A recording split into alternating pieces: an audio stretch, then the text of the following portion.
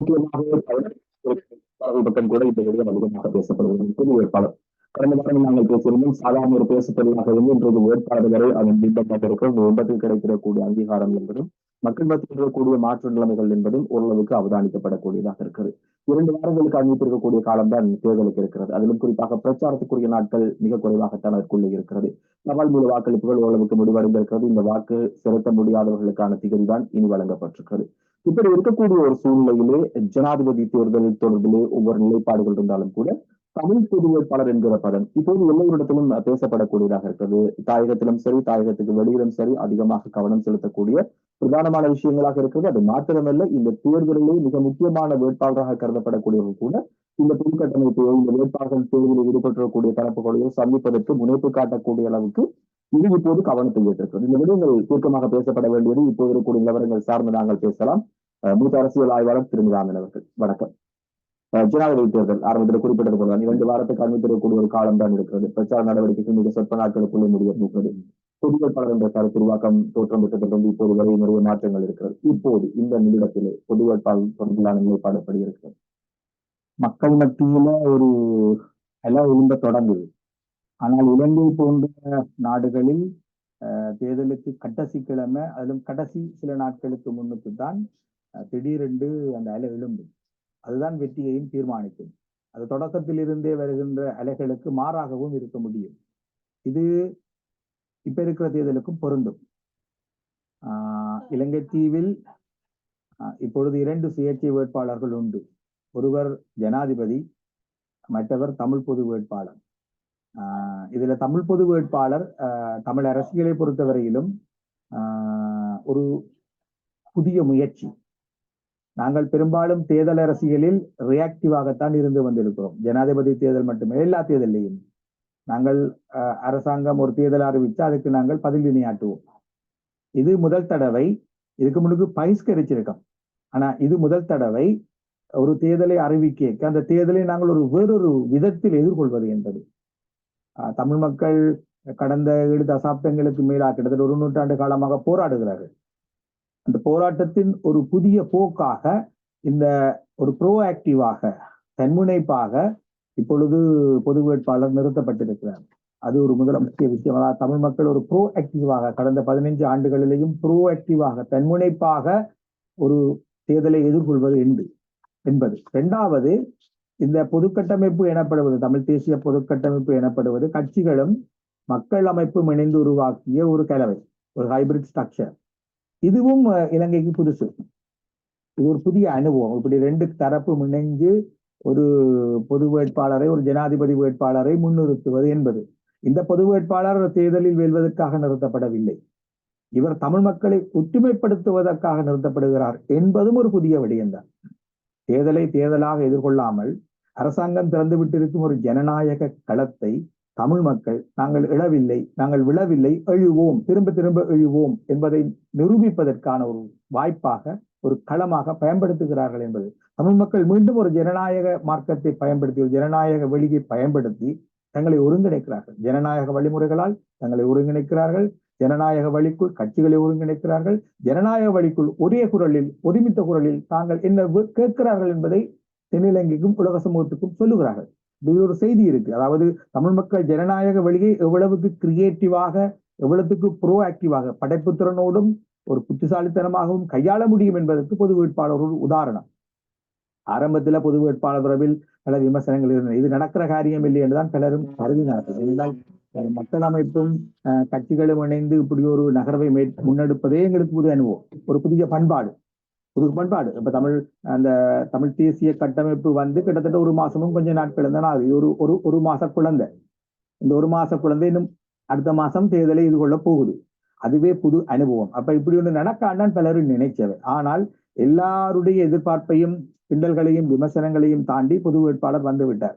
அவர் இப்பொழுது களத்தில் நிற்கிறார். மக்களை நோக்கி செல்ல தொடங்கிவிட்டார். மக்கள் மத்தியில் மெல்ல மெல்ல மெல்ல ஒரு அலை எழத் தொடங்குது. இந்த அலை எந்த அளவுக்கு பேரலையாக மாறப்போகிறது என்பதில் தான் பொது வேட்பாளரின் வெற்றி தங்கி இருக்கிறது. ஆனால் பொதுவாக தமிழ் மக்கள் மத்தியில் தோன்றுகிற வாக்களிப்பு அலைகள் எல்லாமே தமிழ் தேசிய அலைகள் தான். இந்த கடந்த தசாப்தங்களில் தமிழ் மக்கள் மத்தியில் தோன்றிய பெரும்பாலான வாக்களிப்பு அலைகள் ஒட்டாக தமிழ் மக்கள் பெருந்தொகையாக போய் வாக்களித்து என்று சொன்னால் அது ஒரு தமிழ் தேசிய அலைதான். அப்படி பார்த்தால் இன்றைக்கு பொது வேட்பாளர் என்ன செய்கிறார் சொன்னால் தமிழ் மக்களை ஒன்றாக்குகிறார், ஒன்றாக்க போறது என்று சொல்றார். தமிழ் மக்களை ஒரு ஓரணியில் திரட்டுவார். தேசமாக திரட்டுவோம் என்று சொல்லித்தான் பொது வேட்பாளர் முன்னிறுத்தப்பட்டார். தேசமாக திரட்டுவோம் என்பது கட்டுரைகளில் பிரயோகிக்கப்பட்ட ஒரு வார்த்தை என்பதை தாண்டி இன்றைக்கு அது ஒரு தேர்தல் யதார்த்தமாக, இன்றைக்கு அது ஒரு நடைமுறை செயற்பாட்டு அமைப்பு இயக்கமாக வந்துட்டு. அப்படி பார்க்க தேசமாக திரட்டுதல் என்ற ஒரு கோஷத்தை முன்வைத்து இன்றைக்கு பொது வேட்பாளர் இறங்கி இருக்கிறார். அப்படி பார்க்க தேசமாக திரட்டுவோம் என்பது மக்களை திரட்டுவதுதான். இது ஒரு தேசியவாத அலையை தூண்டும். இதன் மூலம் பொது வேட்பாளர் அதிக வாக்குகளை பெறக்கூடிய வாய்ப்புகள் அதிகமாக இருக்கு. நீங்கள் இந்த அலை எழும்புகிறது என்ற விடயத்தை சொல்கிறீர்கள். ஆனால் மறுபக்கமாக இந்த தேசியம் பேசக்கூடிய ஏனைய தரப்புகளை விட்டு விடுவோம். தமிழ் தேசியத்தினுடைய பெயராலே தேர்வாக இருக்கக்கூடிய பல பேர் இந்த விடயங்களுக்கு கணிசமாக எதிர்ப்பை தெரிவிக்கிறார்கள். மத்திய குழுவை கூட்டி முடிவுகளை எடுக்கிறார்கள். அப்படி என்றால் இந்த மக்கள் அலை, நீங்கள் சொல்கிறீர்கள் ஒற்றுமைப்படுவதற்கான ஒரு முயற்சியை தான் பொது வேட்பாளர் செய்கிறான்னு சொல்லி, அப்படினால் இதை புறக்கணிப்போம், இந்த நடவடிக்கை முற்றுமுழுதாக எதிர்க்க வேண்டியது தமிழ் மக்கள் மத்தியில் தேசியவாத அலைகள் எழும்பொழுது தமிழ் மக்கள் கட்சிகளையோ சின்னங்களையோ தலைவர்களையோ பார்த்து வாக்களிப்பது கிடையாது. கடந்த நூற்றாண்டில் மகாதேவா அவர் ராமநாதன் பரம்பரையில் வந்த வாரிசு, ஆங்கிலம் பேசும் உயர்குலாத்தை சேர்ந்தவர், கொலனி ஆதிக்கத்தின் விளைவாக வந்த ஒரு அரசியல்வாதிகளில் கடைசியா வந்தவர். அவரை ஜிஜி பொன்னம்பலம் தோற்கடித்தார் 1940களில். தமிழன் என்று சொல்லடா, தலை நிமிந்து செல்லடா என்று சொல்லித்தான் ஜிஜி அவரை தோற்கடித்தார். அதே ஜிஜியை செல்வநாயகம் ஒரு கருத்தின் அடிப்படையில், அதாவது கொள்கையின் அடிப்படையில் தோற்கடித்தார். பிறகு TULF வருகிறது. TULF ஒரு கொள்கையை வைத்து மக்களிடம் ஆணையை பெறுகிறது. கொஞ்ச காலத்துக்கு சில தசாப்தங்களுக்கு TULF ஒரு வெற்றிகரமான சின்னமாக காணப்படுது. அந்த உதயசூரியன் சின்னம் ஒரு எழுச்சியின் சின்னமாக, தமிழ் தேசியத்தின் சின்னமாக காணப்பட்டது. ஒரு காலகட்டம் வரையிலும் அந்த நெருப்பை அணைய விடாமல் பாதுகாத்த சின்னம் என்று சொல்வார்கள். ஆனால் அதே சின்னத்தை பிறகு தமிழ் தேசிய கூட்டமைப்பு உருவாகும் போது தமிழ் மக்கள் தோற்கடிக்கிறார்கள். ஒரு பொது இலட்சியம் என்று வரைய தமிழ் மக்கள் அந்த ஸ்தாபிக்கப்பட்ட சின்னத்தையே தோற்கடிக்கிறார்கள். இடைப்பட்ட காலத்தில் IPKF காலம், அதாவது இந்திய அமைதி காக்கும் படையினரின் காலத்தில் தமிழ் மக்கள் ஒரு சுயேட்சைக்கு வாக்களித்தார்கள். யாரென்றே முகம் தெரியாத வேட்பாளர்கள். ஒரு போராட்டம் நடந்து கொண்டிருக்கு, யுத்தம் நடந்து கொண்டிருக்கு. அந்த காலகட்டத்தில் தமிழ் மக்கள் யாரென்றே தெரியாத அந்த சுயேட்சைக்கு, முன்னுக்கு பின்னுக்கு பெருசா தெரிய வராத ஒரு வெளிச்ச விட்டு சின்னத்துக்கு வாக்களித்து 13 ஆசனங்களை கொடுத்தார்கள். அதுல TULF உதயசூரியன் சின்னத்தின் கீழ் போட்டியிட்ட முக்கிய தலைவர்கள் சம்பந்தர், மற்றது யோகேஸ்வரன் உட்பட பலருமே அதுல தோற்கடிக்கப்பட்டார்கள். திருவோணமலையில மட்டும் 2 ஆசனங்கள். அப்படி ஒரு வெற்றியை தமிழ் மக்கள் கொடுத்தார்கள். பிறகு கூட்டமைப்பு வரைக்கும் கூட்டமைப்புக்கும் அப்படி ஒரு வெற்றியை கொடுத்து உதயசூரியனை தோற்கடித்தார்கள். எனவே தமிழ் மக்கள் இதுல கொள்கை கூட்டுரிமைப்பாடு என்றுதான் பார்ப்பார்கள். ஒரு கூட்டுணர்வோட வரையக்க தமிழ் மக்கள் கட்சிகளையும் சின்னங்களையும் நிராகரித்து விட்டு அந்த கூட்டுரிமைப்பாட்டுக்கு கீழே வருவார்கள். அந்த அடிப்படையில் இப்பொழுது கட்சிகள் என்ன முடிவு எடுக்கின்ற பிரச்சனை. தமிழரசு கட்சிக்குள் வாக்காளர்கள் பெருமளவு பொது வேட்பாளரை நோக்கி திரும்பி இருக்கிறார்கள். ஏற்கனவே 2 மாவட்ட கிளைகள் பொது வேட்பாளருக்கு ஆதரவாக தீர்மானத்தை நிறைவேற்றி இருக்கின்றன. இந்த பின்னணிக்குள் அந்த கட்சியின் வாக்காளர்களில் கணிசமானவர்கள் பொது வேட்பாளரை நோக்கி வரக்கூடிய வாய்ப்பு இருக்கு. ஏனென்றால் அவர்கள் எப்பொழுதும் தமிழ் கூட்டுணர்வுக்குள் ஈர்க்கப்படும் பொழுது அது நடக்கும். ஆனால் மத்திய குழு முடிவெடுத்திருக்கிறது, இவருக்குத்தான் ஆதரவு அளிப்பது என்று சொல்லி குறிப்பாக பேரினவாத கட்சி சேர்ந்தக்கூடிய ஒருவருக்கு தீர்மானித்திருக்கிறார்கள். அந்த தீர்மானம் மாத்திரமல்ல, உங்களுடைய பொது வேட்பாளர் அவர் இந்த தேர்விலிருந்து விலக வேண்டும் என்பது அழுத்தமாக வலியுறுத்தப்படும் என்று சொல்லி அந்த கூட்டம் முடிந்ததுக்கு பிறகு ஊடகங்களால் சந்திப்பிலே சொல்லப்படுகிறது. கலையதாசம் எப்படி இருக்க போகிறது? கட்சியின் முடிவு கட்சி உறுப்பினர்களை வேண்டும் என்றால் குறிப்பிடத்தக்க தொகுதியினர், அது எல்லாரையும் கட்டுப்படுத்தலாம். ஆனால் வாக்காளர்களை கட்டுப்படுத்தணும் என்று கிடையாது. வாக்காளர்கள் பொதுமக்கள் மத்தியிலிருந்து வருகிறார்கள். பொதுமக்களின் கூட்டுணர்வு எதுவோ அதைத்தான் வாக்காளர்கள் பிரதிபலிப்பார்கள். இது முதலாவது விஷயம். இரண்டாவது, நீங்க பாக்குறீங்கள், இந்த தமிழ் பொது வேட்பாளர் தமிழரசு கட்சி பாரம்பரியத்தில் வந்தவர். ஆனால் அவர் தமிழரசு கட்சியின் பிரதிநிதியாக தேர்தல் கேட்கல. அவரை 7 கட்சிகளும் மக்கள் அமைப்பும் முன்னிறுத்துகின்றன. இந்த 7 கட்சிகளின் பிரதிநிதியாகவும் அவர் தேர்தல் கேட்கல. அவர் தமிழ் ஒருமைப்பாட்டின் குறியீடாகத்தான் வந்திருக்கிறார். இதுவே ஒரு புதிய பண்பாடு. இது தமிழ் மக்களை கவரும். தமிழ் மக்கள் இந்த இடத்து பார்ப்பார்கள், ஒருமைப்பாட்டின் பக்கம் நிற்கிறது யார், தங்களை சிதறடிக்க போறது யார் என்றுதான் யோசிப்பார்கள். தமிழ் மக்களுக்கு தெரியுது தங்களை தொடர்ந்து சிதறடிக்கிறார்கள் என்று. மற்றது சமஷ்டி கேட்ட கட்சி. இப்ப தென்னிலங்கையில் இருக்கும் அந்த வேட்பாளர் சஜித், அவர் சமஷ்டி தர மாட்டார், அவர் 13 தான் சொல்றார். அப்ப சமஷ்டி கேட்ட கட்சி எப்படி 13க்கு ஓம்பட போகுது என்பது கட்சி உறுப்பினர்கள் மத்தியிலேயே ஒரு குழப்பத்தை ஏற்படுத்தும். ஏன் மூத்த தலைவர் சிவஞானம் வாக்கெடுப்பில் கலந்து கொள்ளவில்லை? இதுக்குள்ள ஒரு செய்தி இருக்கு. அவர் அந்த வாக்கெடுப்பில் கலந்து கொள்ளவில்லை என்பதும் எங்களுக்கு என்ன தோணுது என்றால், தமிழ் கூட்டுணர்வை பகைக்க, தமிழ் கூட்டுணர்வுக்கு புறம்பாக போக கட்சியின் மூத்த உறுப்பினர்கள் தயங்குகிறார்கள் என்பதை காட்டுது. எனவே இது தேர்தல் நெருங்க அந்த கட்சியின் வாக்காளர்கள் கூட்டொருமைப்பாட்டின் பக்கம் பெறுவார்கள். நீங்கள் சொல்கிறீர்கள் மக்களுடைய உணர்வுகளை பிரதிபலிக்க வேண்டிய கட்சிகள் இருக்கிறது.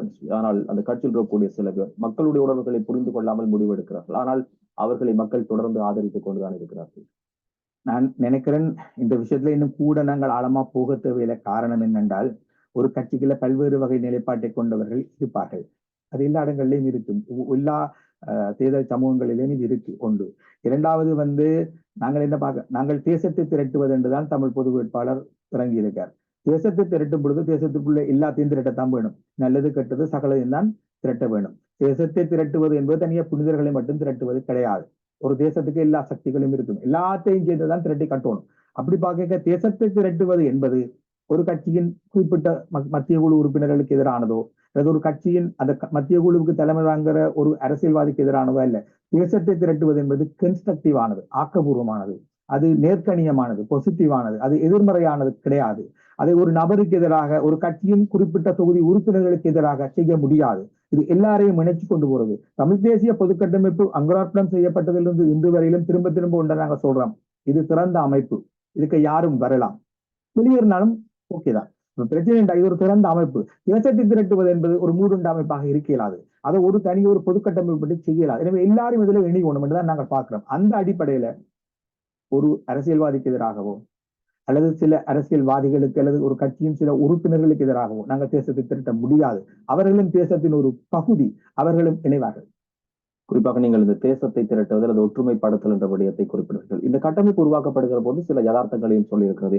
ஒரு முடிவெடுப்பது அல்லது யாரை சந்திப்பது என்று சொன்னாலும் கலந்து பேசி இந்த முடிவுகள் எடுக்கப்பட வேண்டும் என்ற விடயம் சொல்லப்படுகிறது. இருந்தாலும் கூட உங்கள் இந்த கட்டமைப்பை சார்ந்திருக்கக்கூடிய சில அரசியல் கட்சிகள் வேட்பாளர்களாக இருக்கக்கூடிய தரப்பை, பிரதான வேட்பாளருடைய தரப்பை சந்திக்கிறது. இதில் ஆரம்பத்திலேயே சறுக்கல் ஒன்று இருப்பதாக நீங்கள் உணர்ந்து கொள்ளவில்லை? இந்த கட்டமைப்புக்கு 1 மாசமும் சில நாட்களும் தான் ஆகிறது வயது. அது ஒரு இளம் கட்டமைப்பு, அது அப்படித்தான் இருக்கு.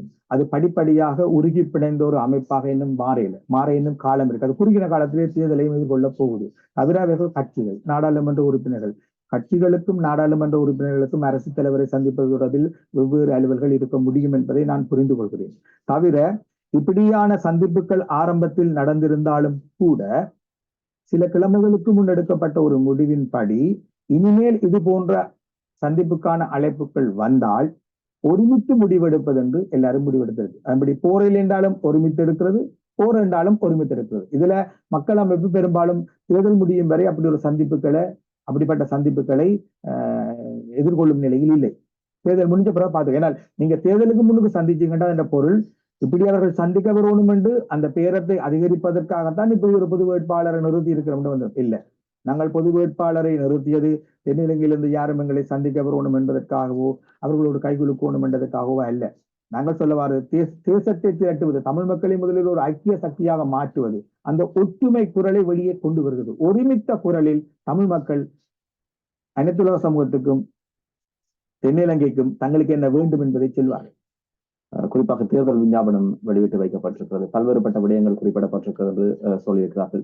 பிரதானமாக இந்த மக்களுடைய அபிலாஷைகள், அடிப்படை சார்ந்திருக்கக்கூடிய விடயங்கள் எவற்றை அது பிரதிபலிக்கிறது?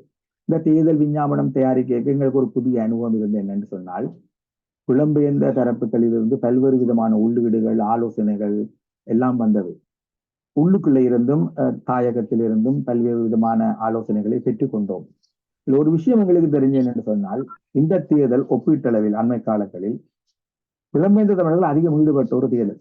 புலம்பெயர்ந்த தமிழர்கள் மிக உற்சாகமாக இதுல ஆர்வமாக உள்ளே வருகிறார்கள்.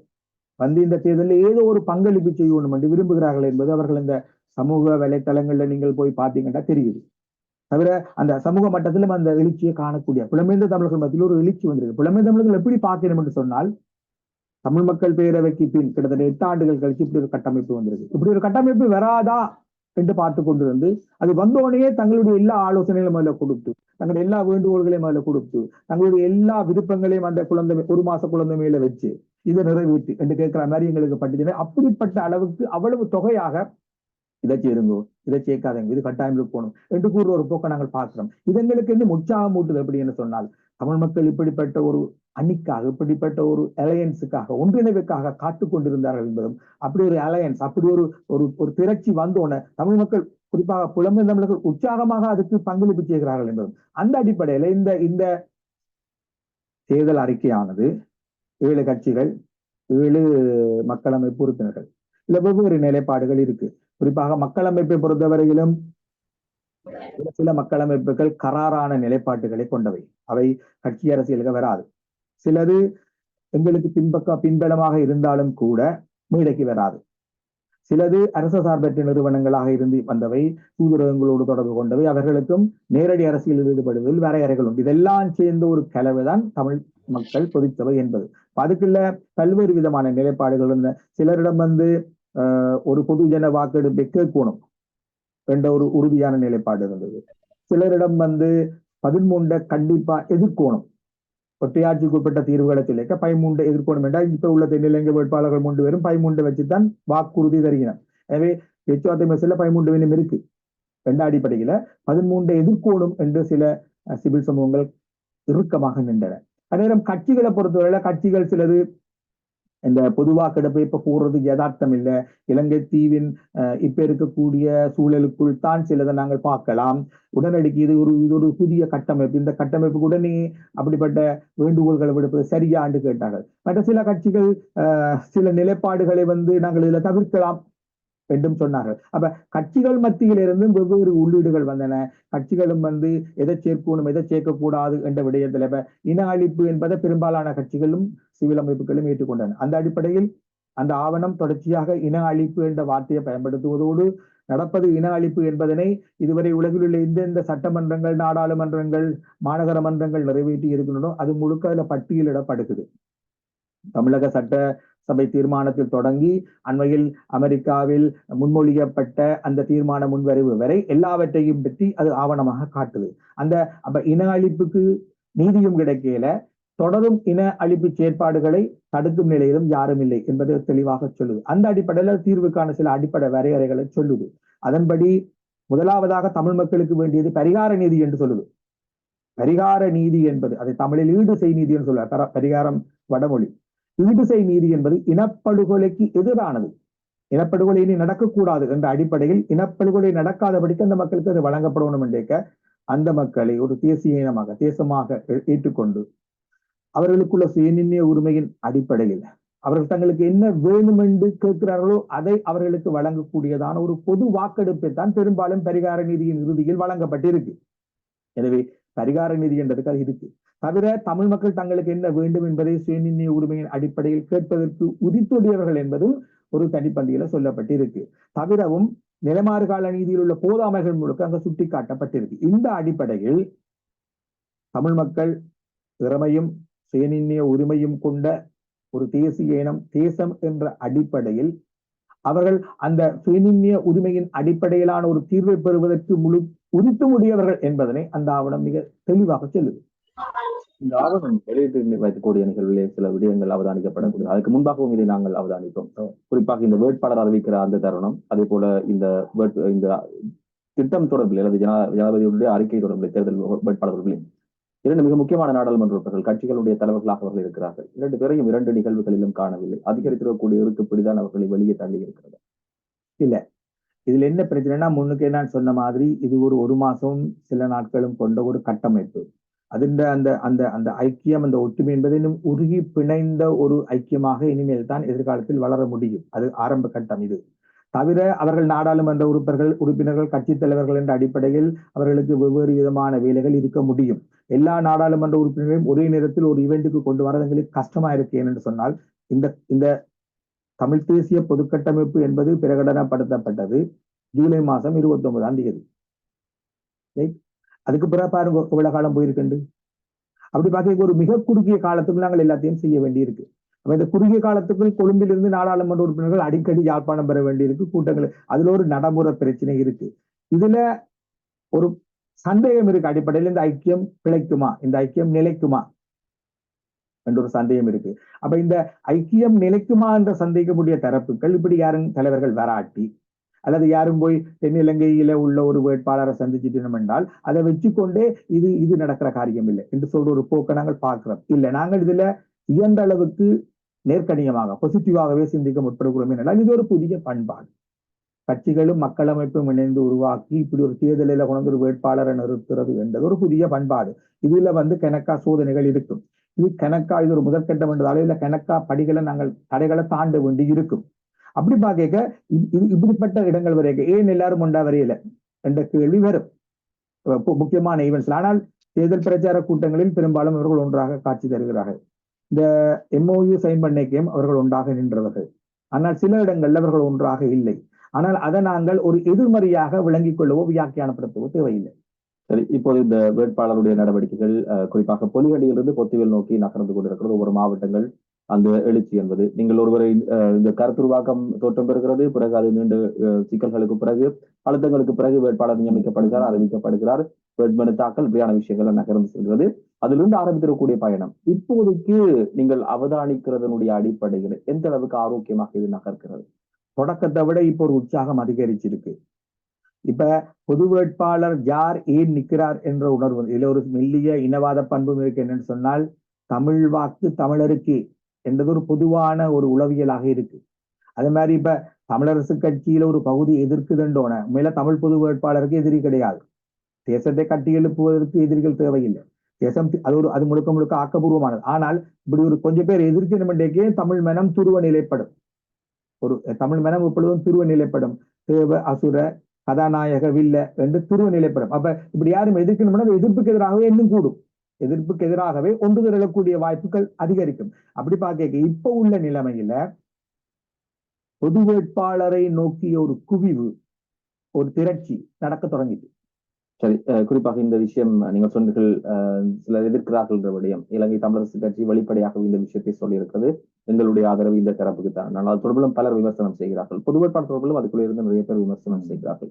பொது வேட்பாளருடைய வெற்றி என்பது அவர் பெறக்கூடிய இந்த மக்களுடைய கணிசமான வாக்குகளை பெறுவது அவருடைய வெற்றியாக முடிவதை ஜனாதிபதி ஆகுவதற்கான வாய்ப்பு மிக மிக அரிது இல்லை என்று கூட மாறலாம். அப்படி இருக்கக்கூடிய அந்த வேளையில் இலங்கை தமிழரசு கட்சியினுடைய அறிவிப்பு பொது வேட்பாளருடைய நகர்விலே தாக்கம் செலுத்துமா? நான் முன்னுக்கு சொன்னான், அதுக்கு இருக்கக்கூடிய தாக்கம் எப்படி இருக்கும் என்றால், பொது வேட்பாளருக்கு இதுவரை எதிரி இல்லை. தமிழுக்கு பகிஷ்கரிப்பு நடந்தாலும் அது ஒரு எதிரியா காட்டலாது. இப்ப இப்படி ஒரு நிலைமை வரையக்க அந்த எதிரிக்கு எதிராக சிந்தித்தல் அல்லது அவர் ஒரு வில்லன் இவர் ஒரு கதாநாயகன் என்ற துருவ நிலப்பட்ட ஒரு நிலைமை வர பார்க்கும். இது சில நேரம் வாக்களிப்பில் ஒரு உணர்ச்சிகரமான சூழலை தோற்றுவிக்கும். அது பொது வேட்பாளருக்கு பெருமளவுக்கு ஆதரவாக வரும் என்றால் தமிழ் ஒருமைப்பாடு, தமிழ் கூட்டுணர்வு என்று வரைக்கும் அந்த கூட்டுணர்வு என்ன செய்யும், சிதறடிக்கிறவருக்கு எதிராக திரும்பும். அது வரும். அது இயல்பாகவே பொது வேட்பாளருக்கு சாதகம் என்றுதான் நான் கருதுகிறேன். தமிழரசு கட்சியின் மத்திய குழுவில் ஒரு குறிப்பிட்ட பகுதியினர் எடுத்த இந்த முடிவு பொது வேட்பாளருக்கு சாதகமாகத்தான் இருக்கும். என்றால் அது அந்த கட்சிக்குள் தெளிவான பிளவு வந்துட்டு என்பதை காட்டப்போகுது. சரி, குறிப்பாக இந்த பொது வேட்பாளர் நிலைப்பாடு அது சார்ந்திருக்கூடிய உள்ள அந்த விஷயங்கள் நிறைய கேள்விகள் இருந்திருக்கிறது. அது தொடர்பில் நாங்கள் பேசிக் கொண்டிருக்கோம். நிகழ்ச்சி தொடர்ந்து பயணித்த ஒரு சிறிய இடைவேளை.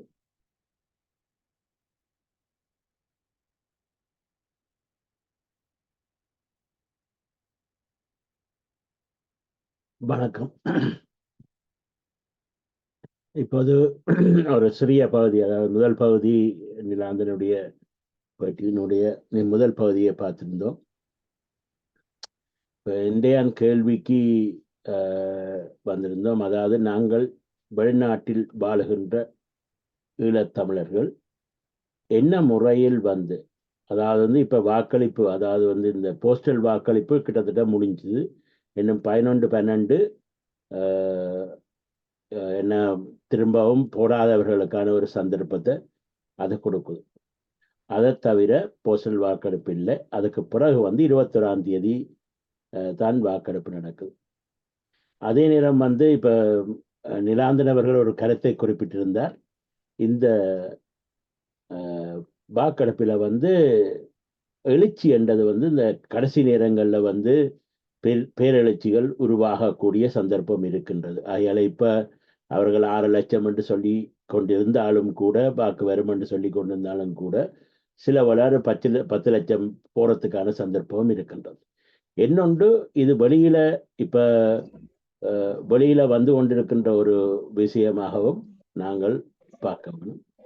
இப்ப சாரி, இந்த மியூட் பண்ணுங்க, தயவு செய்து திரும்ப அன்மியூட் பண்ணி கொண்டிருக்கிறீங்க.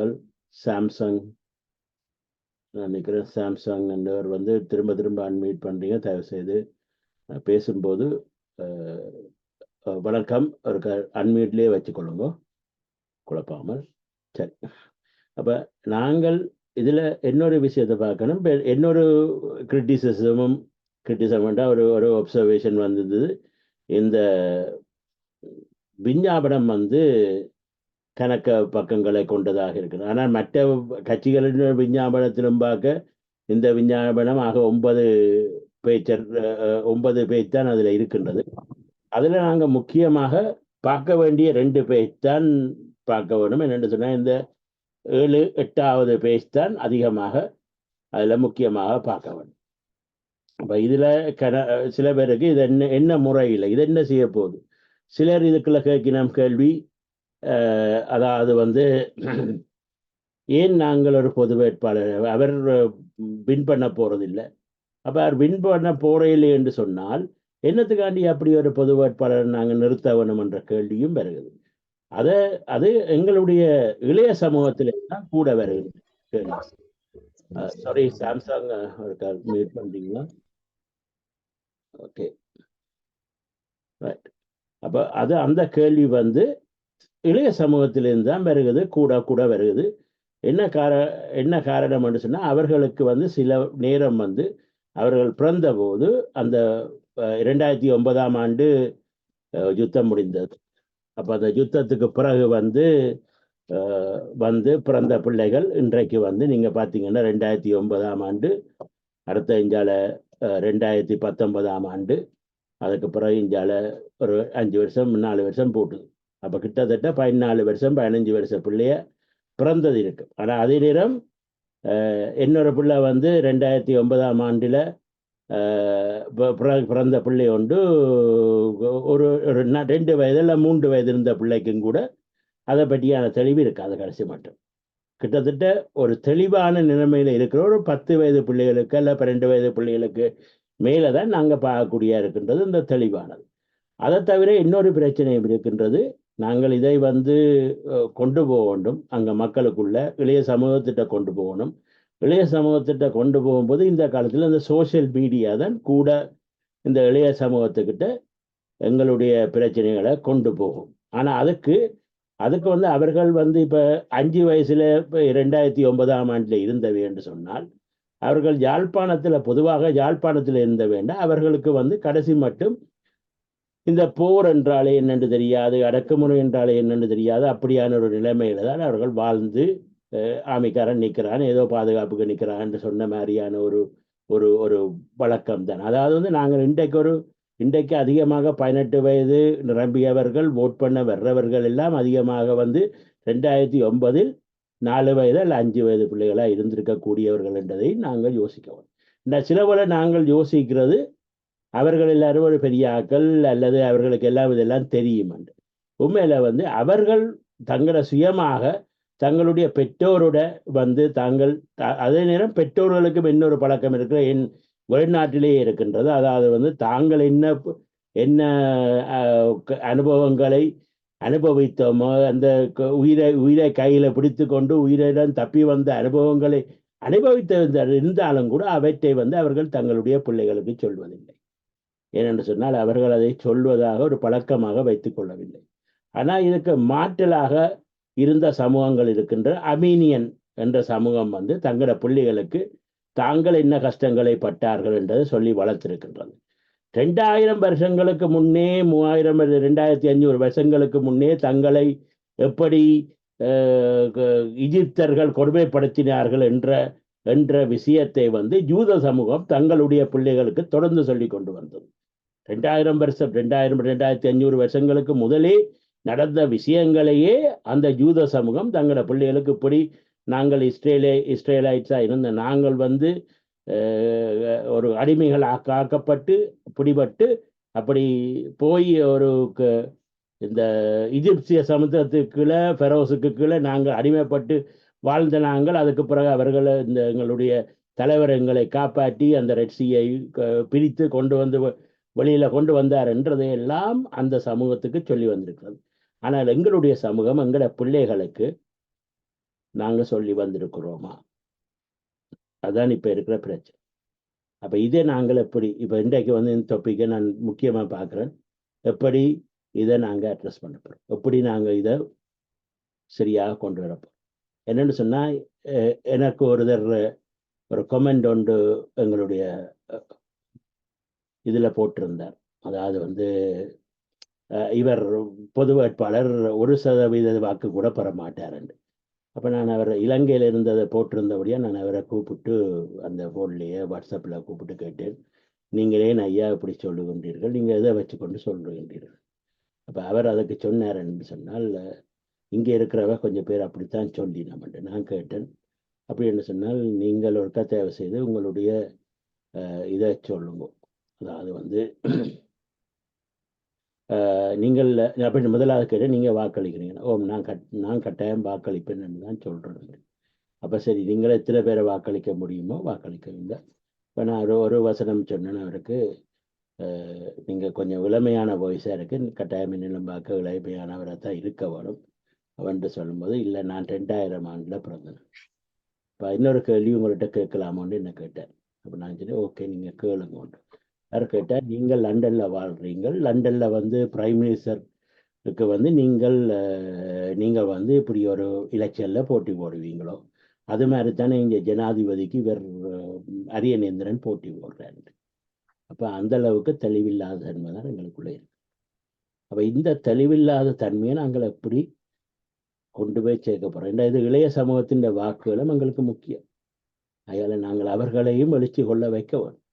இப்போ அதை என்னென்று நாங்கள் வெளியிலிருந்து செய்ய போகிறோம், இல்லை உள்ளுக்கு எப்படி அதுக்கான தெளிவுத்தன்மையை கொடுக்க போகிறோம் என்றதை பற்றி நாங்கள் இன்றைக்கு பார்க்குறது. மற்ற சோசியல் மீடியா வந்து இப்போ ஈவன் நீங்கள் பார்த்தீங்கன்னு சொன்னால், என்ற சில கருத்துக்களை சொல்லிவிட்டு நான் உங்கள்கிட்ட இந்த கருத்து எடுக்கலாம்னு நினைக்கிறேன்.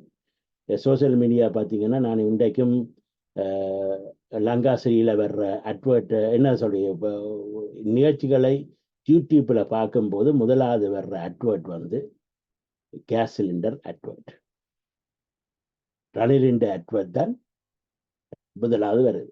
அப்போ ரணில் என்ன செய்கிறாருன்னா, ரணிலோட சேர்ந்தவை என்ன செய்யணும்னு சொன்னால், தமிழர்களை தங்களை ஓட்டு போட வைப்பதற்கு இந்த மாதிரி அவர்கள் பார்க்கக்கூடிய விஷயங்கள்ல எல்லாம், அது லங்காசிரி அந்த அட்வர்ட் எடுக்கின்றதா அல்லது வந்து யூடியூப் ஆட்டோமேட்டிக்காக அந்த அட்வர்ட் அதில் போடுகின்றதா, இப்படி சொல்லி யூடியூப்புக்கு சொல்லி இந்த இது ஒரு அரசாங்கம் என்ற முறையில் அவர் அரசாங்கத்தினுடைய ஜனாதிபதி அல்ல, அவர் அப்படியான செயல்பாடுகளை ஈவன் அமெரிக்காவில் கூட அந்த யூடியூப் நிறுவனத்துக்கு கூட சொல்லி செய்யலாம், நேரடியாக இன்ஃபில்ட்ரேஷன் என்று சொல்கிறோம்.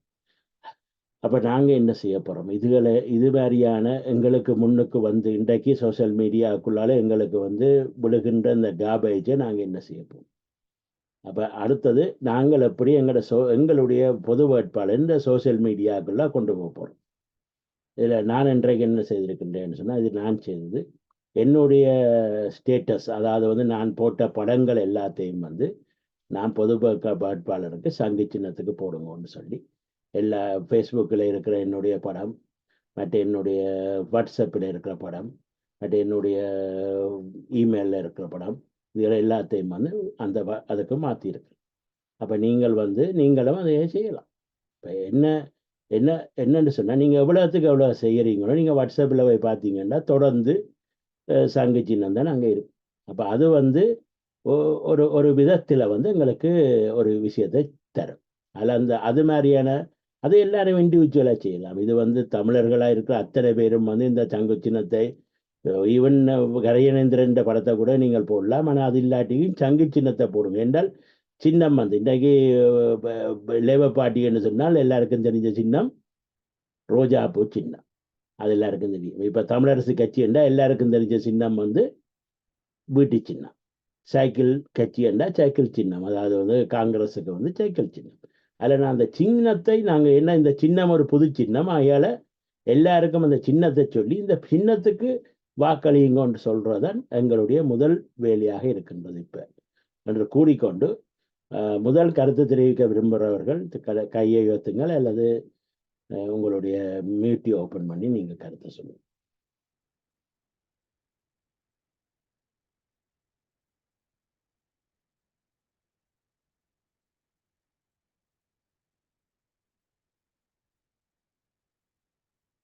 நீங்க வரையில்லைன்னு சொன்னா நாங்க கூப்பிடணும். சரி, நான் கூப்பிடுறேன். முருகானந்தம் அண்ணா இருக்கிறீங்க, நீங்கள் உங்களுடைய கருத்தை சொல்லுங்க. மியூட்டை ஓப்பன் பண்ணி கருத்தை சொல்லுங்க. மன்னிக்கணும், நான் இதுக்குள்ள வாட்ஸ்அப் குரூப்ல வந்த வழியே அதுக்குள்ள வந்திருக்கிறேன். ஓகே, நீங்க சொல்லுங்க. நீங்கள் மணிவண்ணன் என்று சொன்னால் உங்களோட அறிமுகம் எனக்கு தான் வந்தேன். நீங்கள் லண்டன் நாடகந்தர சங்கத்துல இருக்கிற அந்த மணிவண்ணன்? ஆமாம். ஓகே, நீங்கள் இப்ப சங்கு சின்னத்துக்கு வாக்களிக்கிறதுக்கு அப்பால அந்த யார் எதிர்க்கின மட்டும் நீங்க நினைக்கிறீங்க? இந்த சங்கு சின்னத்தையும் பொது வேட்பாளரை வந்து எதிர்க்கிறத ஒரு அடையாளப்படுத்துங்க. சங்கு சின்ன என்னத்துக்காக வாக்களிக்கிறோம் என்று தெரியாம உண்மையில வந்து இது ஒரு கூட்டமைப்புக்காக இல்ல, அது விளங்குது. இப்ப எங்களுக்கு நாங்களும் பிரச்சாரம் செய்யணும்னா இப்படித்தான் பார்ப்போம். ஆனா யார் எதிர்க்கணும்ன்றதை வெளிப்படையா சொல்லுவோம். இது எதிர்க்கிற வந்து தேசியத்துக்கு உண்மையில எங்களை பொறுத்தமல்ல தேசியத்துக்கு எதிராக இருக்கிறதான் இது எதிர்க்கு. அதுக்காக ஒட்டுமொத்தமா சொல்லக்கூடாது. யார் எதிர்க்கணும்ன்றதை சொல்லி அவருக்கான யார் எதிர்க்கிறோம்னு சொன்னா நேரடியாக வெளிப்படையா சொல்லுங்க. நேரடியாக சொல்வதென்று சொன்னால் இப்போது வந்து ஒரு தமிழரசு கட்சியில் ஒரு குரூப், அதாவது வந்து இங்க வந்து பிறகு நான் சொல்லக்கூடா சாணக்கியன் தரப்பு சுமந்திரன் தரப்புன்னு சொல்லுது. அப்ப அவங்களுக்கான எதிர் பிரச்சாரத்தை வந்து நாங்கள் மக்கள் மத்தியில கொண்டு போகணும். துரோகிகளோ அல்லது விழா போனவர்களோ அற்புசு பாசிக்கு போறோம்னு சொன்ன விளக்கத்தை வந்து மக்களுக்கு தெளிவுபடுத்தணும். அதில் ஓரம் கட்டணும். யாழ்ப்பாணத்துல வந்து பிரச்சாரம் எதிர்ப்பு சார்பான ஒரு பிரச்சாரம் செய்யறதுக்கு கால் வைக்காதபடி செய்ய வேணும். அதுக்கான ஒரு பிரச்சாரத்தை செய்தால் தேசியம் தண்டவாட்டில் வளரும் என்று நான் பார்க்கிறேன். நிச்சயமாக. அதாவது வந்து நாங்க ஒரு அடைமொழி என்று சொல்லுவார்கள். இங்க வந்து நான் சொமாலியாக்காரரை பார்த்தபோது அவர் சொல்லியிருந்தார் என்று சொன்னால் தாங்கள் தங்களுடைய நாட்டில துரோகிகளுக்கு பட்டங்களை வைத்திருப்பார்கள். அதில் அதை சொல்லும் போது தாங்கள் அதை சொல்லித்தான் அந்த பேரை சொல்லுவார்கள். நீங்கள் அதை வெளிப்படையா சொல்றதுக்கு துணிவு உங்களுக்கு இல்ல. சுட்டி காட்ட விரும்புகிறேன் சொன்னீங்கன்னா அது மக்களுக்கு தெரியும். தெளிவாக நீங்க கேட்ட வரப்போற துறைகளை நீங்க சுட்டி காட்டுங்க. நிச்சயமாக நான் என்ன சொல்றேன்னு சொன்னா, இப்ப வந்து எங்களுக்கு உள்ள வந்து அடிவருடிகள் இருக்கின்றார்கள். அரசாங்க ஸ்ரீலங்கா அடிவருடி அதைத்தான் சொல்லுகின்றேன். அதுல வந்து ரெண்டு விதமான அடிவருதிகள் இருக்கின்றார்கள். அதாவது வந்து ஒரு விதமான அடிவருதிகள் நேராக இப்ப பிள்ளையான், கருணா, டக்ளஸ், மற்றது அங்கால வியாழேந்திரன் எல்லாரும் வந்து ஈவன் ஒரு காலத்துல ஈவன் இவர் கூட என்ன இப்ப தமிழரசு கட்சியில் இருக்கின்றவர் கூட நேரடியான அடிவரடியாக அங்கால அந்த மெட்ட கட்சியில இருந்தவர். பெயர் டக்குன்னு வருதில்லை, என்ன கிழக்கு மாவட்டத்தை சேர்ந்தவர் சாணக்கியன். அப்ப அவர் அங்க இருந்தவர்.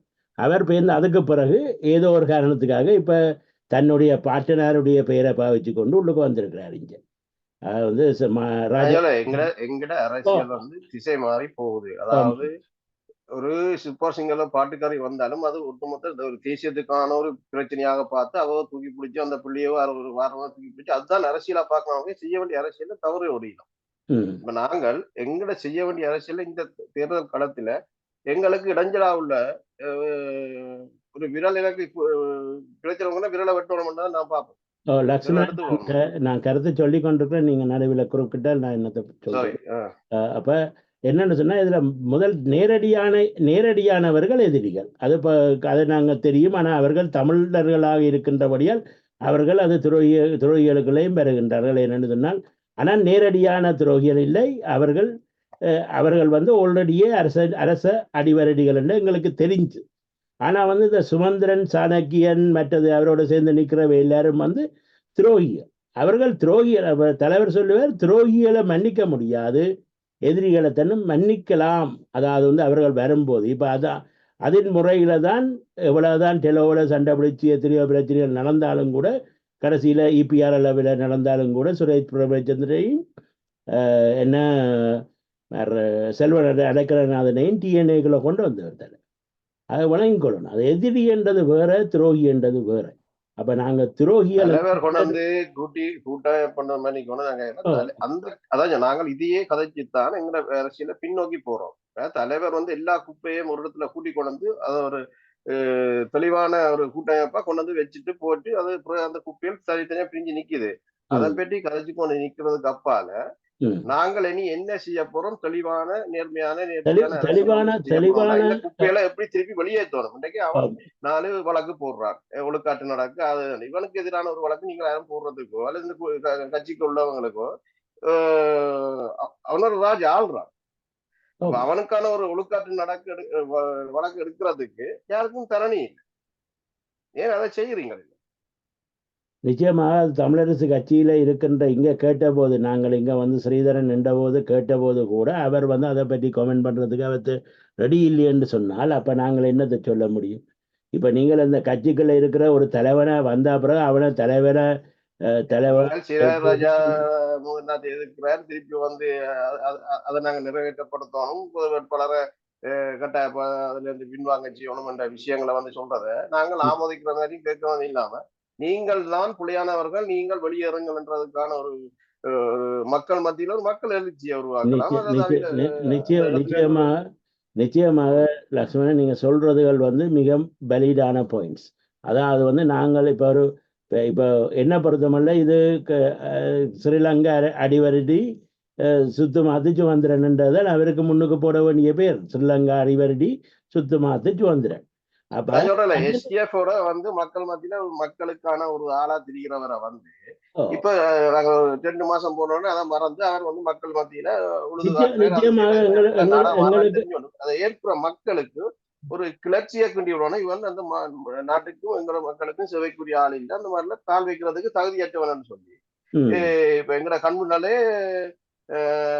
கேபிட்டல் டிவி என்ன பேர் அங்கேயர் ராமநாதன் மைந்தால இருந்து இந்தியால மாறணும். அவங்க தங்களோட பிழைப்புக்காக எங்களை பற்றி சிந்திக்காமல் அந்த நேரத்தை பான் துண்ட மக்களுக்கு தங்களோட தேர்தல் விஞ்ஞானத்துல காட்டி அந்த பான் துண்டை கொடுத்து அவங்களோட வாழ்க்கையை கொண்டு போறாங்க. அவர்களை கலைக்கிறதுக்கான ஒரு வழிமுறையை செய்யுங்க. நிச்சயமா வேலைசுமா இன்னொன்று வந்து அங்கே எத்தனை பேருக்கு வந்து உண்மையில வேறு எடுத்து கொடுத்தவர். அதை நாங்க அதுதான் நான் கேட்கிறேன். என்னன்னு சொன்னா அந்த என்னத்துக்கு எடுபடுது? நாங்க வந்து அவர் எத்தனை பேருக்கு வேலை எடுத்து கொடுத்தவர் என்றதை வந்து வெளியாக்க இல்லை. அப்ப சரஞ்சோசிக்குது என்னன்னு சொன்னா அவர் 4 பேருக்கு தனக்கு தெரிஞ்சவைக்கு வேலை எடுத்து கொடுத்து போட்டு வர்றவே எல்லாருக்கும் வேலை எடுத்து கொடுப்பேன் அவர் ஓட்டு பண்ணார். ஆனா 4 பேருக்கு ஓட்டு எடுத்து 4 பேரோ 40 பேரோ எத்தனை பேருக்கு அவர் வேலை எடுத்து கொடுத்தார், எத்தனை பேருக்கு வேலை எடுத்து கொடுக்கல என்றதை வந்து நாங்கள் ஆராய்ச்சி செய்து வெளியில விட்டோமா? எந்த ஊடகவியாளர் என்றாலும், இலங்கையில இருக்கிற எந்த ஊடகவியாளர் என்றாலும் இதை ஆராய்ச்சி செய்து வெளியில விட்டவியா. அப்ப இதுல வந்து என்ன தாயகத்தில் இருக்கிற ஊடகங்களுக்கு பெரிய பணி இருக்குன்னு, ஆனா அந்த பணிகளை செய்யறதுக்கு அதை செய்யணும். இப்ப நாங்க கொண்டு போற அளவுக்கு ஜோதிலிங்கம், கணேசலிங்கம், நீலாண்டன் இந்த ஆய்வாளர் ஒரு பவரான ஆட்கள், இந்த பவரான அவையில வச்சுக்கொண்டு ஒரு சிவில் கட்டமைப்பு வந்து எல்லாரையும் மாற்றி அமைக்கலாம்.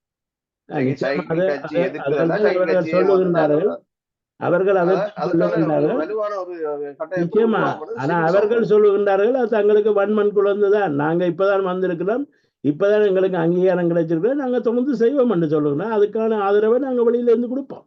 அது ஈஸி இல்லை லட்சுமணன். நாங்கள் நீங்க சொன்னது நல்ல விஷயம். தேசியத்துக்கு அப்பால தலையாடுறவங்க கூட நாளைக்கு கருத்தை மாத்தி சொல்றதுக்கு காசு வேலை செய்யுது. அது ஒரு சிவில் சமூக கட்டுப்பாடு மக்கள் மத்தியில வந்து எவர் எதிர்த்தாலும் தூக்கி எறிவதற்கான ஒரு பலமான ஒரு கட்டமைப்பு உருவாக்கப்படுவது சிவில் சமூகத்தில். சிவில் சமூகத்தின் இதுதான் அந்த இதுக்கு உகந்தது. அதாவது ஒரு கட்சியை வளர விடாம ஊரங்கட்டுறதுக்கான ஒரு வழிமுறை. நிச்சயமா நிச்சயமா. ஓகே, நான் இப்போ வந்து மட்டும் நான் சொல்றேன். அதே நேரம் நான் ஒரு விஷயம் சொல்றேன், கேள்வி கேட்க வேண்டாம். இந்த வருஷம் எலெக்ஷன் கடைசி வரை நடக்காது. உங்களுக்கு இந்த 2 கிழமை 3 கிழமை ஒரு டைம் ஒன்று இருக்குல்ல, உங்களுக்கு வார புதன்கிழமைக்குள்ள ஒரு ரிசல்ட் ஒன்று வரும், ஒரு பெரிய ஒரு மாற்றம் ஒன்று வரும். ரிசல்ட் தேர்தல் வந்து கடைசி வரை நடக்காது. தனிப்பட்ட முறையில் ஏதாவது சாதிக்க போறீங்களோ நான் அதுக்கான விளக்கம் தரேன். நிச்சயமா. ஓகே, அது உங்களுடைய தேர்தல் நடக்காது.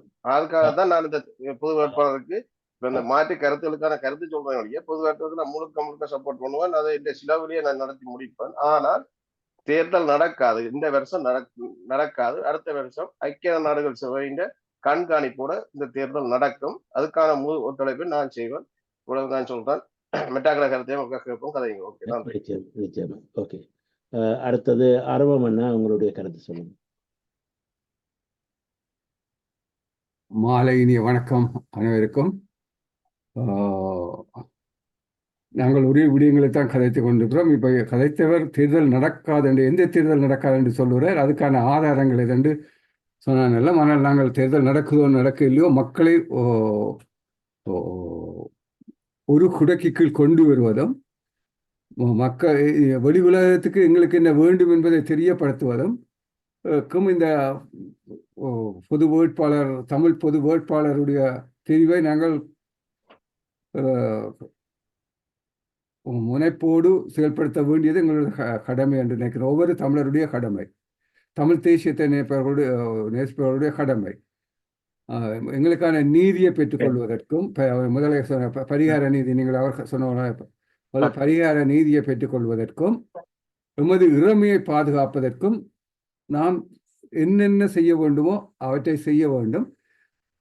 இன்றைய காலத்தில் தமிழுடைய வரலாற்றை மழுங்கடிப்பதும் அல்லது வரலாற்று ஆய்வுகளை அழிப்பதும், தமிழருடைய அரசியல் நிலையை அழிப்பதும் இலங்கை அரசு செய்கின்ற செயல்பாடுகளாக இருக்கிறது. ஆக இதை நாம் நன்கு உணர்ந்து தெளிந்து மற்றவர்களுக்கு தெளிவுபடுத்தி நாங்கள் ஒரே குடையின் கீழ் செயல்பட வேண்டியது எமது கடமை, இன்றைய காலத்தின் கட்டாயம். இதே நிலையில் நாங்கள் இந்த பொது வேட்பாளர் ஊடாக இலங்கை அரசாங்கத்துக்கும் வெளிநாட்டு அரசுகளுக்கும் ராஜதந்திரிகளுக்கும் நாம் சொல்லுகின்ற ஒரு விடயமும் அதுக்குள் உள்ளடக்கப்படுகிறது. அப்ப இவற்றை தெளிவுபடுத்த வேண்டும். நாங்கள் தமிழ் மக்களுக்கு இந்த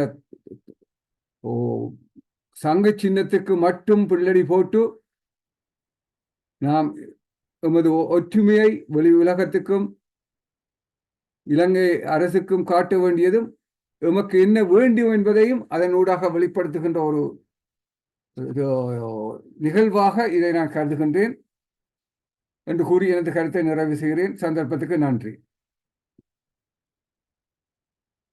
நன்றி. அடுத்ததாக நான் முருகானந்தம் அண்ணாவை உங்களுடைய கருத்தை கூறும்படி கேட்டுக்கொள்கிறேன்.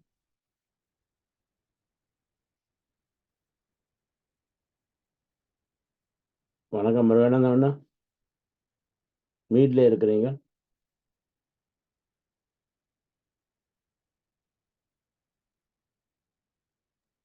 வணக்கம்.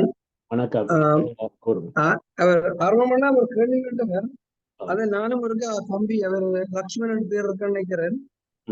வேற ஒரு விஷயம், எந்த தேர்தல் நடக்காது, அதாவது இந்த அவர் சொன்னது ஜனாதிபதி தேர்தலையா அல்லது வேற தேர்தலையா, அதாவது என்ன சொல்றது, 21ஆம் தேதி செப்டம்பர் நடக்கிற ஜனாதிபதி தேர்தல் நடக்காது என்பதை சொல்லுகிறார். கேட்க விரும்புகிறேன். என்னுடைய கருத்துக்களை சொல்லுகிறேன்.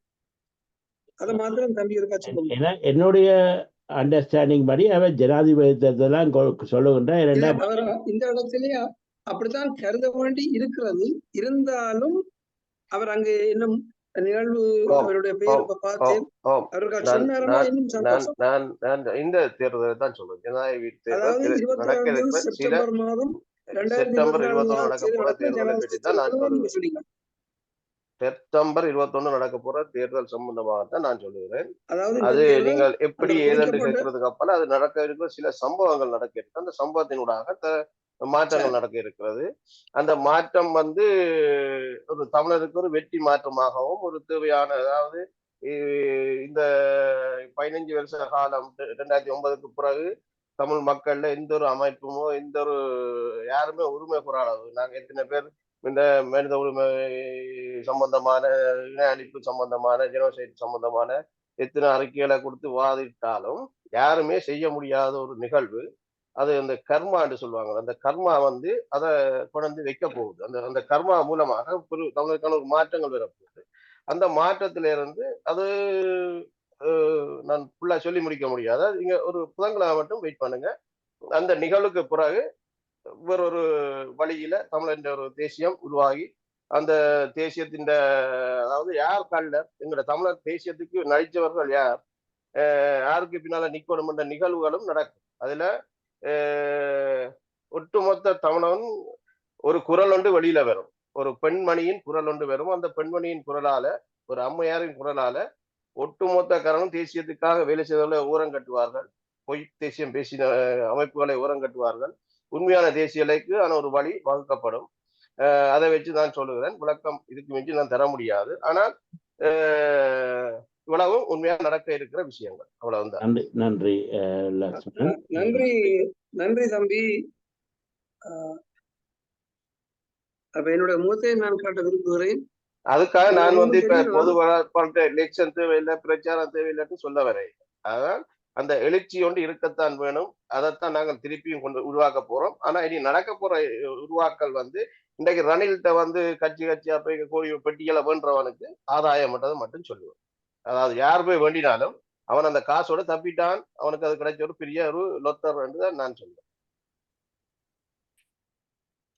சரி, பரவாயில்ல. நீங்கள் நன்றி தம்பி. உங்களுடைய வேண்டுகோளை ஏற்று நீங்கள் இங்கே வந்ததற்கு. என்னுடைய முகம் பெரு கேமராவில் இல்ல வரவில்லை, இன்னும் வர இல்லையா? இல்ல இல்ல வர இல்லை. அப்படியா? வணக்கம். வேற யாரும் பேசலாமா? இல்ல வர்ற கதைக்கிறதுக்கு தீரன் கேட்டிருக்கிறேன். நீங்கள் சரி, அப்ப தீரன் நீங்க ஒரே ஒரு வசனத்தை சொல்லிட்டு நான் விட வரலாம். சரி, அவர் மற்றவர்களுக்கு சந்தர்ப்பத்தை கொடுத்து நான் பின்னால் இருக்கிறேன். அதாவது இப்ப அவர் தம்பி சொல்றதின்படி இப்ப இன்றைக்கு 7ஆம் தேதி இன்னும் 14 நாட்களுக்கு பிறகு நடக்கும் என்று நம்ம பலரை எதிர்பார்த்து எங்களுடைய எத்தனையோ உயர பணிகளை அல்லது வாழ்வோடு சம்பந்தப்பட்ட பல விடயங்களை கொஞ்சம் பின்னுக்கு தள்ளி போட்டு இருக்கிறோம். என்னை பொறுத்த வரைக்கும் நான் அப்படி. அப்ப அவர் சொல்லுறார், தள்ளி போட உங்களோட காரியங்களை நீங்க செய்யுங்கள். அதாவது தள்ளி போட வேண்டிய அவசியமும் இல்லை.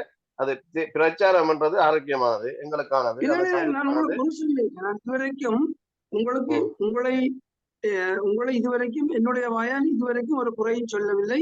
இல்லையா, நீங்க சொல்லி போற காலம் எனக்கு நான் உங்களுக்கு தார காலம் வருகிற புதன்கிழமை. ஏன்னா தேர்தல் நெருங்கிட்டுது. யாரும் நினைக்க மாட்டீங்க. எனக்கு தான் தெரியும் இந்த மாற்றம் நடக்க போன. அதுக்காக தம்பி நீங்க ஏதாச்சும் முடிச்சுட்டீங்களோ?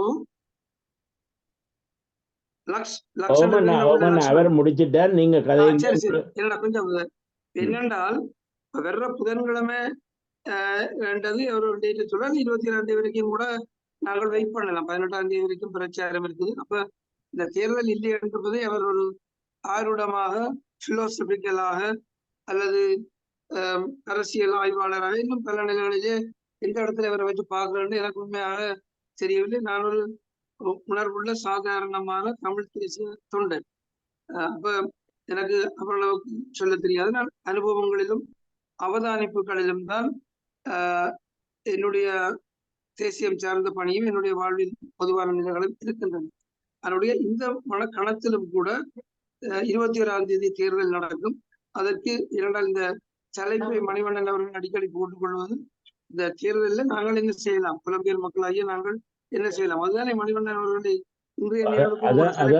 அதுதான் தலைப்பு. அதுல முக்கியமாக ஆனபடியால் நாங்கள் அதிலிருந்து விலகி போகாமல் இருக்க வேண்டும். ஒருவேளை இந்த உரையாடல்கள் நம்மை அறியாமலே இப்ப இவ்வளவு நேரத்துக்கு விலகி போற மாதிரி தான் எனக்கு ஒரு நினைப்பு. ஆகவே இதுல ஒரே ஒரு விடயம், நீங்கள் முதல் கொஞ்சம் கவலைப்பட்டீங்கள், ஆதங்கப்பட்டீங்கள் இந்த இளைய தலைமுறையை பற்றி. அப்ப இந்த இளைய தலைமுறையிடமும் செய்திகள் போய் சேருவது ஒருவேளை தம்பி சொன்ன மாதிரி தேர்தல் போடப்பட்டால் இன்னும் கூட சந்தர்ப்பங்களை பயன்படுத்தலாம். ஏனென்றால் இப்பொழுது இந்த தமிழ் தேசிய கட்டமைப்பு ஒரு தனக்கென தனித்துவமாக வந்துவிட்டது. தமிழரசு கட்சியிலும் ஒரு பகுதியினர் இந்த கோட்பாட்டில் இருக்கிறார்கள். இங்கே வந்திருந்த தம்பி ஸ்ரீதரன் அவர்களிடம், எம்பியாக உள்ள தம்பி ஸ்ரீதரன் அவர்களிடமும் தனிப்பட்ட முறையிலும் தொலைபேசி பேசினோம். அவரும் தன்னுடைய ஆதரவு இந்த பொது வேட்பாளர்களிடையே சொன்னார். ஆகவே அந்த நான் அவரிடம் சொன்னேன், நீங்கள் ஒரு தனிப்பட்ட எம்பி மாத்திரமல்ல, தமிழரசு கட்சியிலே 170 வாக்குகளை பெற்றுக்கொண்ட நிலையிலே நீங்கள் ஒரு ஒத்தாரிட்டி உள்ள ஆள். அதனுடைய நீங்கள் அங்கே சென்ற பிறகு நீங்கள் இன்னும் பலரை இதற்குள்ளே இழுக்க வேண்டும். நான் 2 நிமிஷத்தில் இந்த கருத்தை முடிக்கலாம். பிறகு மற்றவருடைய கருத்தை கேட்கின்ற விருப்பத்தோட நான் நீங்க தொடருங்க. அப்ப என்னென்றால், அப்ப அவரிடம் கேட்ட பொழுது அவர் அதற்கும் ஒரு கொட்டினார். நான் போய் என்றார். அப்ப அதாவது நான் செய்ய மாட்டேன்னு சொல்லவில்லை, செய்வேன் என்ற வார்த்தையை உறுதிபட சொல்லவில்லை. நேற்று வரை எனக்கு ஒரு அன்பர் சொன்னார், இங்கே லண்டனில் உள்ள அன்பர், அவர் இன்னமும் லண்டனில் தான் இருக்கிறார் என்று. அதையும் ஒருகால் என்னுடைய உரை முடிந்த பின்னர் இங்கே பாஸ்கரன் பாலஸ்கம் என்கின்ற பெயரிலும் ஒரு தம்பி வந்திருக்கிறார். நான் நினைக்கின்ற தம்பிதான் அவர் என்றால் அவருக்கு எங்களை விட கூட விடயங்கள் தெரிந்திருக்கும். அதாவது இந்த ஸ்ரீதரன் அவர்கள் இன்னும் லண்டனில் தான் இருக்கிறாரா அல்லது இலங்கை தீவுக்கு சென்று விட்டாரான்றது கூட எனக்கு இன்னும் சரியாக தெரியவில்லை. அவர் அங்கே போனால் அவரிடம் மாற்றங்கள் எதிர்பார்க்கிறேன். ஏனென்றால் நாங்கள் இது யுத்த களம், இது போராட்டம், தேர்தல் என்கின்ற போராட்ட களத்தில் இருக்கின்றோம். இந்த நேரத்திலே ஒவ்வொரு வாக்குகளையும் என்ன மாதிரி ஈர்க்கலாம் என்பதற்கான விடயங்கள் தான் முன்னே விரிந்து நிற்கின்றன. இந்த வகையிலே இங்கே லண்டனிலே இருக்கக்கூடிய திரு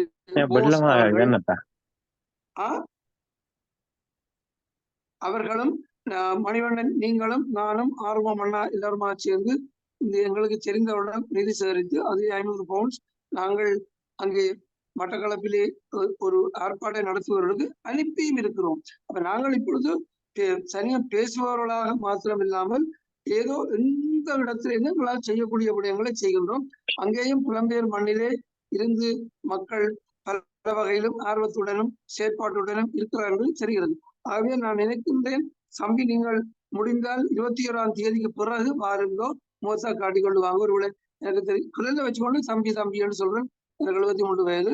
நீங்கள் ஒரு வெளிப்படையா நாங்கள் வர்றது முக்கியம். ஏனென்றால் இந்த தேர்தலிலே திரு அரியநேந்திரன் தன்னை வெளிப்படையாக கொண்டு வந்தார். பலர் தங்களை வெளிப்படையாக கொண்டு வந்தார்கள்.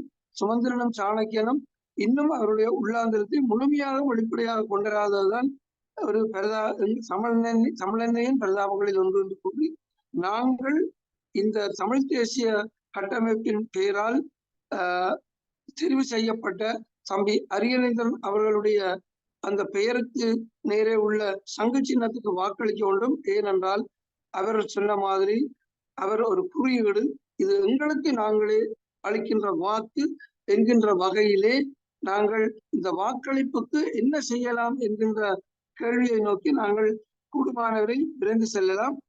தம்பி அவர்களுடைய அந்த ஆர்வம் அல்லது அவருடைய உள்ளார்ந்த விருப்பமாக இருக்கலாம். அவர்களை பற்றி புரிதல் சமயத்தில் நாங்கள் நிச்சயமாக அவரும் தன்னை வழிகாட்டி அவரும் வந்து பேச வேண்டும் என்று அன்பாக கேட்டு இந்த அளவில் விடைபெறுகிறேன். முதற்கட்டத்தில் ஒரு பங்களிப்பாக தமிழர்களின் ஒற்றுமையை, தமிழ் தேசியத்தின் பலம். நன்றி, வணக்கம், வாழ்க. வாழ்க. அடுத்ததாக நான் தீரன் அவர்களை உங்களுடைய கருத்தை சொல்லும்படி கேட்டுக்கொள்கிறேன். தீரன், உங்களுடைய மீட்டு எடுத்து கதைங்க. வணக்கம் அண்ணா. வணக்கம், சொல்லுங்க. தீரன் தொடர்ந்து இருந்து கதைக்கிறேன். நீங்க இப்ப கதைச்ச விட இப்ப நான் எப்படி பாக்குறேன்னு சொல்லி சொன்னா, இப்ப ஒரு வருத்தம் வந்தா தான், காய்ச்சல் வந்தா தான் அதுக்கு தான் மருந்து கொடுப்பினோம். வராத காய்ச்சலுக்கு யாரும் மருந்து கொடுக்க மாட்டினோம். எனவே அதுக்கு நாங்க வெயிட் பண்றதுல தவறு இல்லை. நான் சொல்ல வந்தது, இந்த நீங்க வந்து சொன்னீங்கல்ல, இந்த சோசியல் மீடியா மார்க்கெட்டிங், சோசியல் மீடியாக்கள்ல வந்து எங்களுடைய இதுக்குள்ள கொண்டு போக எல்லாம் இருக்கு அந்த மாதிரி எல்லாம் சொன்னீங்க. ஆனால் ரணில் இந்த அட்வர்டைசிங் எல்லாம் அந்த இதுல வருது. ஒரு இதை பார்த்தோம்னா அதுல ரணில் ஆட் இருந்ததுன்னா அதுக்கான விடயங்கள் எல்லாம் இருக்குது. அதாவது ஐடி டிபார்ட்மெண்ட்ஸ் இதுக்கண்டே வேலை செய்யணும், சோசியல் மீடியா மார்க்கெட்டிங் எல்லாம் ஆக்கள் இருக்கணும். இப்ப இந்த தமிழரசு கட்சிக்குள்ள ஒரு ஒரு என்னன்னு சொல்ற ஒரு ஐடி இன்ஃபர்மேஷன் டெக்னாலஜி தெரிஞ்ச ஆக்கள் இருக்கிற மாதிரி தெரியல. அதாலதான் இது வேற இல்லை. ஆனால் நாங்கள் வெளிநாட்டில் இருக்கிறவர்கள் கூட இதை செய்யலாம் தானே. இப்போ இது பொது வேட்பாளர் என்ற கருத்தியல் இப்போ நீங்கள் ரேடியோ ஒன்று போட்டிருக்கிறீங்களே, நான் ரேடியோ ஒன்று போட்டிருக்கிறீங்க. அப்போ நீங்கள் ஒரு மீடியாவுக்குள்ளே இருக்கிறீர்கள். நாங்கள் இந்த இதை பப்ளிசைஸ் பண்ணுறதுக்காண்டி இந்த யூடியூப்பை ரன் பண்ணி அதை ரேடியோ இதுக்குள்ளால செய்து கொண்டிருக்கிறோம். அப்போ இல்ல அது புரிந்து கொள்றேன். இப்ப அதுதான் பிரச்சனைன்னு சொல்லி சொன்னால், இப்ப இந்த தமிழரசு கட்சிக்குள்ள இப்ப இந்த ஒரு ஐடி டிபார்ட்மெண்ட் ஒன்றை ஏற்படுத்தி பெற்றுக்கொண்டு தமிழரசு கட்சி என்றது இல்லை, இது தமிழர் பொது கட்டமைப்பு தான் இந்த பொது வேட்பாளர்கிட்ட இது செய்யுது. தமிழரசு கட்சி அது பிரிஞ்சு போய் பணிக்குது. அதுல இப்போ சுமந்திரன், சாணக்கியன் மற்ற பேர் அங்க இருக்கிறோம். இது தமிழ் பொது கட்டமைப்பு. ஆனா தமிழ் பொது கட்டமைப்பு என்பது ஒரு சிறிய குழந்தை, 1 மாசமும் இல்லை, 1 மாசமும் பிளஸ் இப்ப கொஞ்சத்துக்கு முதல் சொன்ன சமூக கட்டமைப்புகள் எல்லாம் நல்ல விஷயம். ஆகையால அவர்கள் சொல்லுகின்றார்கள், நீங்கள் வெளிநாட்டில் இருக்கிறவர்கள், இந்த டெக்னாலஜி எல்லாம் படித்தவர்கள், நல்லா தெரிஞ்சவர்கள், அதுகளை தங்களுக்கு உதவி செய்து அல்லது நீங்களே செய்யலாம் என்றதான். ஓரளவுக்கு நாங்கள் எங்களால முடிஞ்ச அளவு செய்துன்னு இருக்கிறோம்னா அதான. இப்ப இதை அந்த ஒரு பல விடயங்கள் தெரியல. இப்ப இந்த கட்டமைப்பு இது கொண்டு வர விடயங்கள், இந்த விஷயம் என்னன்னு தெரியல. இப்ப ஜனாதிபதி தேர்தலில் நேத்திரனாவை நிப்பாட்டுறது இப்ப ஒரு ஆள் சொல்லினோம், அதாவது ஒரு சனமும் போடாதுன்றெல்லாம் கன பேர் அதை கருத்து சொல்லினோம். அப்ப அந்த கருத்து அப்படியான கருத்தை சொல்றதுக்கு விடக்கூடாது. நான் அதான் சொல்ல வரேன்னு சொன்னா, சரியான தெளிவான விளக்கத்தை நீங்க அந்த ஒரு மீடியாக்களுக்கு நீங்க அறிவிக்கணும். உடனடியாக அறிவிச்சு என்னன்னு சொல்றத வெளிக்கொண்டுறணும், வெளிப்படைத்தன்மையோட இருக்கணும். இல்ல அதுக்குள்ள என்னன்னா, அவங்களுக்கு இந்த சோசியல் மீடியா சம்பந்தமான ஒரு டெக்னாலஜி அதுக்குள்ள ஒரு ஆள் இயக்குறதுக்கு இயங்கு நிலையில ஒரு டீம் இல்ல. கிரண் எனக்கு தெரியுமா, என்ன தெரியும் நினைக்கிறேன், ரேடியோல லைவ்ல தான் போடுறீங்களா? இல்ல தானே? இல்ல இல்ல அது தெரியும் தானே என்ன? தெரியும். ஓகே. அப்ப அது அந்த இது இப்ப நீங்க ஒரு விதத்துல பாத்தீங்கன்னு சொன்னா, இன்றைக்கு நாமல் ராஜபக்ச ஸ்பீக்கர், பேச்சாளர், செக்யூரிட்டி அவர்கிட்ட வாய்ஸ் அவர் தான் கொடுப்பார்.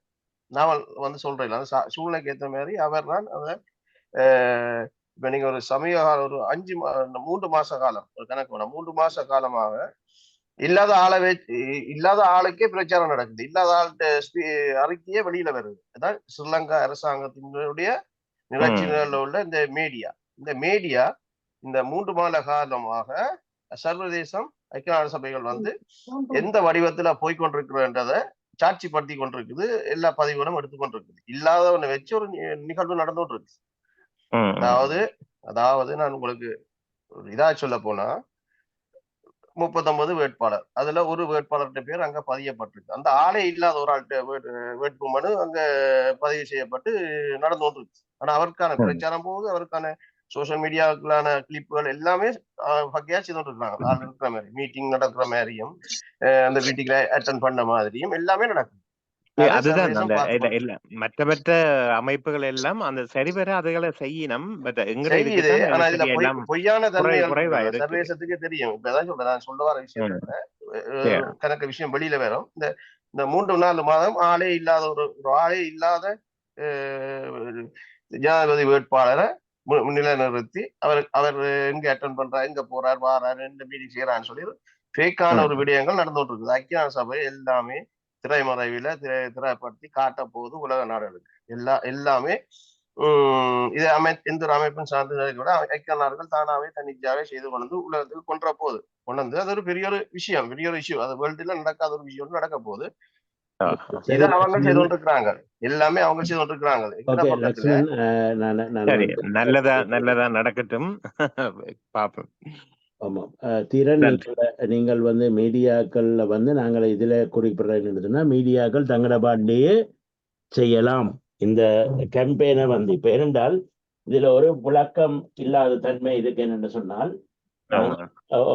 சாரி, ஒரு விளக்கம் இல்லாத தன்மை இருக்கு என்று சொன்னால், இது நாங்கள் ஏதோ ஒரு கட்சிக்காக அல்லது ஒரு ஒரு ஒரு ஒரு ஜனாதிபதி தேர்தல், இப்ப இதுக்கு ஜனாதிபதி தேர்தலில் நோமலா ஜனாதிபதியா நிற்கிறவர்களுக்கும் அரியநேந்திரனுக்கும் ஒரு பெரிய வேறுபாடு இருக்கு. அரியநேந்திரன் என்ன சொல்றேன்னு சொன்னால், அதாவது நீங்கள் நீங்கள் இந்த தேசியத்தை வளர்க்கறதுக்காண்டி என்ன ஓட்டை நீங்க போடுறீங்க, அப்ப நீங்க தான் நல்ல வளர்றீங்களே தவிர, அப்ப இதெல்லாம் வந்து நான் ஒப்புடாதான் சொல்றேன். என்னென்னா இலங்கை அந்த கட்டமைப்புக்குள்ள ஜனாதிபதி கட்டமைப்புக்குள்ள ஒரு சின்னமும் ஒரு வாக்கும் வேணும். அதுக்கு நான் போய் என் பேரை கொடுத்துட்டு நிற்கிறேன். அதை தவிர மிச்சம் எல்லாம் நீங்கள் செய்யுங்கோ. இதை வந்து நீங்கள் எடுத்து எங்கட மக்களை ஒன்று திரட்டி எல்லா மக்களும் வந்து இதுக்கு வாக்களித்தால் at the end of the day என்னன்னு சொன்னா இது தமிழ் தேசியத்துக்கு நாங்கள் போட்ட வாக்கு. அப்ப அந்த வாக்கு அதுக்கான மீடியா கேம்பெயின் என்னண்டா அது எங்களுக்கு நாங்க சுதந்திரமாக அதுக்கான இதுகளை செய்யலாம். கண்டிப்பா அது என்ன சொல்லுங்க, ஒரு ஆள் ஓடினால் கேட்டு ஓடணும், ஊரே ஓடினால் ஒத்த ஓடணும்னு சொல்லிவிடும். இது நாங்க எங்கட தமிழர்களுக்கான ஒரு ஓடுதல் தான். இது நாங்கள் எல்லாரும் ஊரே தான் ஓடுது. இது வந்து எல்லாரும் சப்போர்ட் பண்ணி அதை செய்யணும்.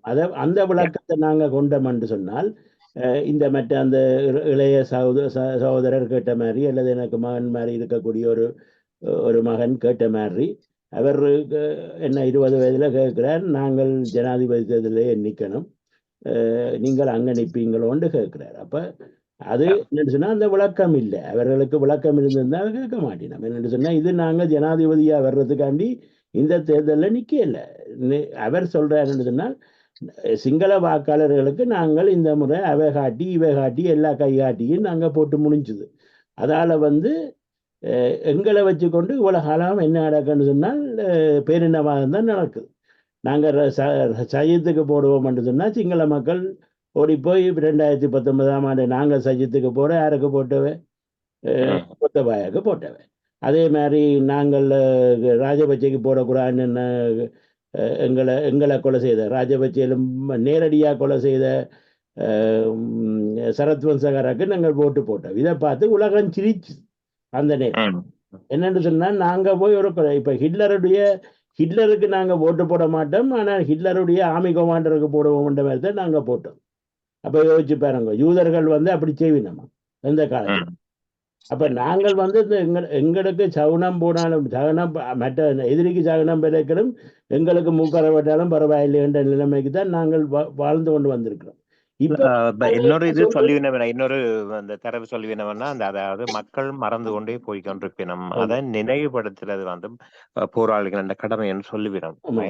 தொடர்ந்து இப்ப ஒரு கேள்வி கேட்டால் ஒரு 20 வயசு ஒரு மகன் மாதிரி ஒரு ஆள் வந்து கேட்க அவருக்கு அந்த விளக்கம் இல்லைன்னு நீங்க அதை அப்படி மறுதளிக்க கூடாது. நீங்க அதுக்கு அவரை இறுதி வச்சு சொல்லணும். அதுதான் முக்கியம். அதுதான் நீங்க ஒரு போராளி ஸ்தானத்துல நீங்க எல்லாத்தையும் நாங்க சொல்லித்தான் வந்து இப்ப உங்களுக்கு ஒரு சாம்பிள் சொல்றேன். சரியா? சொல்லாவிடையில சொல்லி போட்டுத்தான் அவருக்கு எல்லா விளக்கத்தையும் கொடுத்து என்ன வேணுமென்றா அவங்களுடைய அப்பா அம்மாட்டையும் கேளுங்க கொண்டு அவரை சொல்லி விட்டு இருக்கிறேன். அப்ப அது சரி. ஆனால் வந்து நான் என்ன சொல்றேன்னா, இது நான் ஒரு ஆளோட தான் பேசியிருப்பேன், 2 பேரோட தான் பேசியிருப்பேன். அங்க இருக்கிற எத்தனை பேர் அவரை மாதிரி இருப்பேன் கேட்கிறேன். இல்ல கன பேருக்கு இப்ப ஈவன் இந்த டிக்டாக் தளங்கள்ல பார்த்தாலும் கன பேருக்கு இந்த விளக்கம் இல்ல. சும்மா என்ன வெல்ல மாட்டோம்னு தெரிஞ்ச பிரேனருக்கு ஜனாதிபதிக்கு நிக்கணும்னா கன பேர் கேட்டு இருக்கணும். அவைகளுக்கு நாங்கள் எல்லாம் அதுல போயிட்டு வந்து இப்ப நான் இதுல இருக்கிற வைக்கும் இது தெரிஞ்சு இதை கேட்கிற வைக்கும் நான் சொல்லக்கூடிய இருக்கும். இதுல நாங்கள் நிக்கிறதுக்கு 10 பாயிண்ட்ஸை வந்து இந்த கூட்டமைப்பு விஞ்ஞாபனம் சொல்லுது. இந்த 10 பாயிண்ட்ஸுக்காண்டித்தான் இவர் நிற்கிறார், வேற ஒன்றும் இல்லை. இனப்பிரச்சனையை அதை சொல்லி போட்டு நான் உங்கள்கிட்ட திரும்ப வரேன். இனப்பிரச்சனையை தீர்க்கும் நோக்கத்தோடு உருவாக்க வேண்டிய இலங்கை தீவின் புதிய யாப்பானது தமிழ் மக்களை இறமையும் சுயநிர்ணய உரிமையும் கொண்டொரு தேசிய இனமாக ஏற்றுக்கொள்ள வேண்டும். அது முதலாவது பாயிண்ட். நாங்கள் ஒரு தேசிய இனம் என்றதை சிங்கள சிங்கள தரப்பு ஃபுல்லாக ஏற்றுக்கொள்ளணும். அதாவது நாங்கள் ஒரு நேஷன்ன்றது. அடுத்தது வந்து தமிழ் மக்களை ஒரு தேசிய இனமாக ஏற்றுக்கொண்டால்தான் இலங்கை தீவின் பல்லினத்தன்மையை உறுதிப்படுத்தலாம். எனவே புதிய யாப்பு ஆனது இலங்கை தேசத்தின் தீவின் பன்மை தேசிய பண்பை உறுதிப்படுத்தும் விதத்தில் தேசங்களின் ஒன்றிணைவாக அமைய வேண்டும். அதாவது புதிய யாப்பானது இலங்கை தீவு ஒரு பன்மை தேசிய அரசாக கட்டமைக்கப்படுவதை உறுதி செய்வது. இதை வந்து திரும்ப திரும்ப சைக்கிள் சக்கி சொல்லி கொண்டு வருது. அதாவது வந்து நாங்கள் வந்து பல தேசங்கள் இந்த நாட்டில் இருக்கின்றோம், ஒரு ரெண்டு தேசம் ஒரு நாடு என்ற கருத்தை சொல்லி கொண்டு வருது திரும்ப திரும்ப. ஏண்டா இதை சொல்றதுக்கு காரணம் என்னென்றால் 6ஆம் திருத்தத்துக்குள்ள நீங்கள் மற்றது எதையும் சொல்ல முடியாது. அதில் அவர்கள் சொல்லுகின்றார்கள் நாங்கள் பல் தேசமாக இந்த நாட்டுக்குள்ள இருக்கிறோம். அடுத்தது வந்து 3வது என்ன சொல்லுகின்றேன்னு சொன்னா, ஒற்றையாட்சிக்கு உட்பட்ட எந்த ஒரு அரசியல் தீர்வாலும் தமிழ் மக்களின் நியாயபூர்வமான அரசியல் அபிலாஷைகள் ஒருபோதும் திருப்திப்படுத்த முடியாது என்ற கருத்தை ஒற்றையாட்சியை ரிஜெக்ட் பண்ணுது. இந்த இவர்கள் போட்ட விஞ்ஞாபனம் வந்து ஒற்றையாட்சியை ரிஜெக்ட் பண்ணுது. அடுத்தது வந்து இந்த விடயத்தில் தமிழ் மக்கள் தங்களுக்கு என்ன தீர்வு வேண்டும் என்பதை தாமே நிர்ணயிப்பதற்கு பொருத்தமான பன்னாட்டு ஏற்பாடுகளை கோருவதற்கு உரித்துடையவர்கள். இதுல 2 விஷயம் வருகின்றன. இந்த 4வதுல வந்து ஒன்று செல்ஃப் டிட்டர்மினேஷன். எங்களுக்கு அந்த செல்ஃப் டிட்டர்மினேஷன் என்ற நிர்ணய உரிமையோட சேர்த்து இறமை கொண்ட சுய நிர்ணய உரிமையை இது பண்றதுக்கு அந்த உரிமை கொண்ட மக்கள் என்றதையும், ஏனென்றா நாங்கள் தாயம் தேசியம் தன்னாட்சி உரிமை அத்தனையும் கொண்ட ஒரு மக்கள். ஏனென்றா எங்களுக்கு வந்து நாங்கள் ஒரு மக்கள் கூட்டம், எங்களுக்கான பாரம்பரிய தாயக பூமி இருக்கின்றது. அந்த பூமியில நாங்கள் பல்லாயிரக்கணக்கான ஆண்டுகளாக வாழ்ந்து வருகின்றோம். அப்ப அந்த எல்லாத்தையும் வச்சுக்கொண்டு நாங்கள் ஒரு தேசமாக சிந்திக்கின்றோம். இன்றைக்கு புலம்பெயர்ந்திருந்தாலும் நாங்கள் இலங்கையில இந்த தேர்தல் வரும்போது ஒன்றாக சேர்ந்து அங்க இவருக்கு ஒரு பொது வேட்பாளருக்கு வாக்களிக்கணும்னு சிந்திக்கிறோம். அப்ப ஒன்றாக சேர்ந்து சிந்திக்கிற சிந்தனை கூட இந்த சுயநிர்ணய உரிமைக்குள்ள ஒரு பீப்புள் என்ற கேட்டகரிக்குள்ள வரும். அதை தவிர இந்த 4வது பாயிண்ட் உண்டு. இது இன்னொரு இன்டர்பிரிட்டேஷன். இந்த விடயத்தை தமிழ் மக்கள் தங்களுக்கு என்ன தீர்வு வேண்டும் என்பதை தாமே நிர்ணயிப்பதற்கு பொருத்தமான பன்னாட்டு ஏற்பாடுகளை கோருவதற்கு உரித்தவர்கள் என்றதும் வந்து ரிஃபரண்டத்தை கோருவதற்கு உரித்தவர்கள் என்றதையும் அது குறிப்பிடுது. அடுத்தது 5வது, தமிழ் மக்களின் சுயநிர்ணய உரிமையின் அடிப்படையிலான அழகானது ஒன்றிணைந்த தற்போதைய அது உள்ளுக்கு வந்து இது உள்ளக சுயநிர்ணய உரிமையை பற்றி 5வது பாயிண்ட் கதைக்குது. அதுல வந்து 5வது பாயிண்ட் என்ன சொல்லுது என்றால், தமிழ் மக்களின் சுயநிர்ணய உரிமையில் அடிப்படையிலான அழகானது ஒன்றிணைந்த தற்போதைய வடக்கு கிழக்கு மாகாணங்களை எல்லையாக கொண்டு அமைய வேண்டும். குறித்த சுயநிர்ணய அலகுக்குள் முஸ்லிம் மக்களின் நியாயமான அரசியல் உரிமைகள் தொடர்பில் திறந்த மனத்தோடு பேச்சுவார்த்தை நடத்த தமிழ் தேசிய பொது கட்டமைப்பு தயாராக உள்ளது என்பதை அவ குறிப்பிட்டிருக்கிறோம். அது 5வது. 6வது வந்து இப்ப இந்த வடக்கு கிழக்குக்கு வெளியில வந்து இன்னொரு தமிழ் மக்களும் வாழினம். அப்ப அவர்கள் தான் மலையக தமிழ் மக்கள். அப்ப அந்த மலையக தமிழ் மக்களின் தனித்துவமான தேசிய இருப்பை நாம் அங்கீகரிக்கின்றோம். அதன் அடிப்படையில் அவர்களுக்கு நிரந்தர தீவு வழங்கப்பட வேண்டும். மேலும் உடனடியான பிரச்சனைகளுக்கு அவர்களுக்கு தொடர்ச்சியாக கோரி வரும் தீர்வுகளும் வழங்கப்பட வேண்டும். அதாவது இந்த என்ன சம்பள என்ன அவைக்கு இப்போ லேண்ட் கொடுக்கப்பட வேண்டும், அதுகள் எல்லாம் பேசிக்கொண்டிருக்கிறோம். அதுகளுக்கும் நாங்கள் அது வழங்கப்பட வேண்டும். இத்தீர்வுக்கான அமெரிக்க தமிழ் ஆய்வு தாயகத்திலிருந்து நமக்கு செய்தி சொல்ல வருகின்றேன். நிகழ்ச்சியை ஒருங்கிணைத்துக் கொண்டிருக்கின்ற தோழர்களே, இதிலே கலந்து கொண்டிருக்கிற உலக தமிழ் நெஞ்சே. Okay, sorry.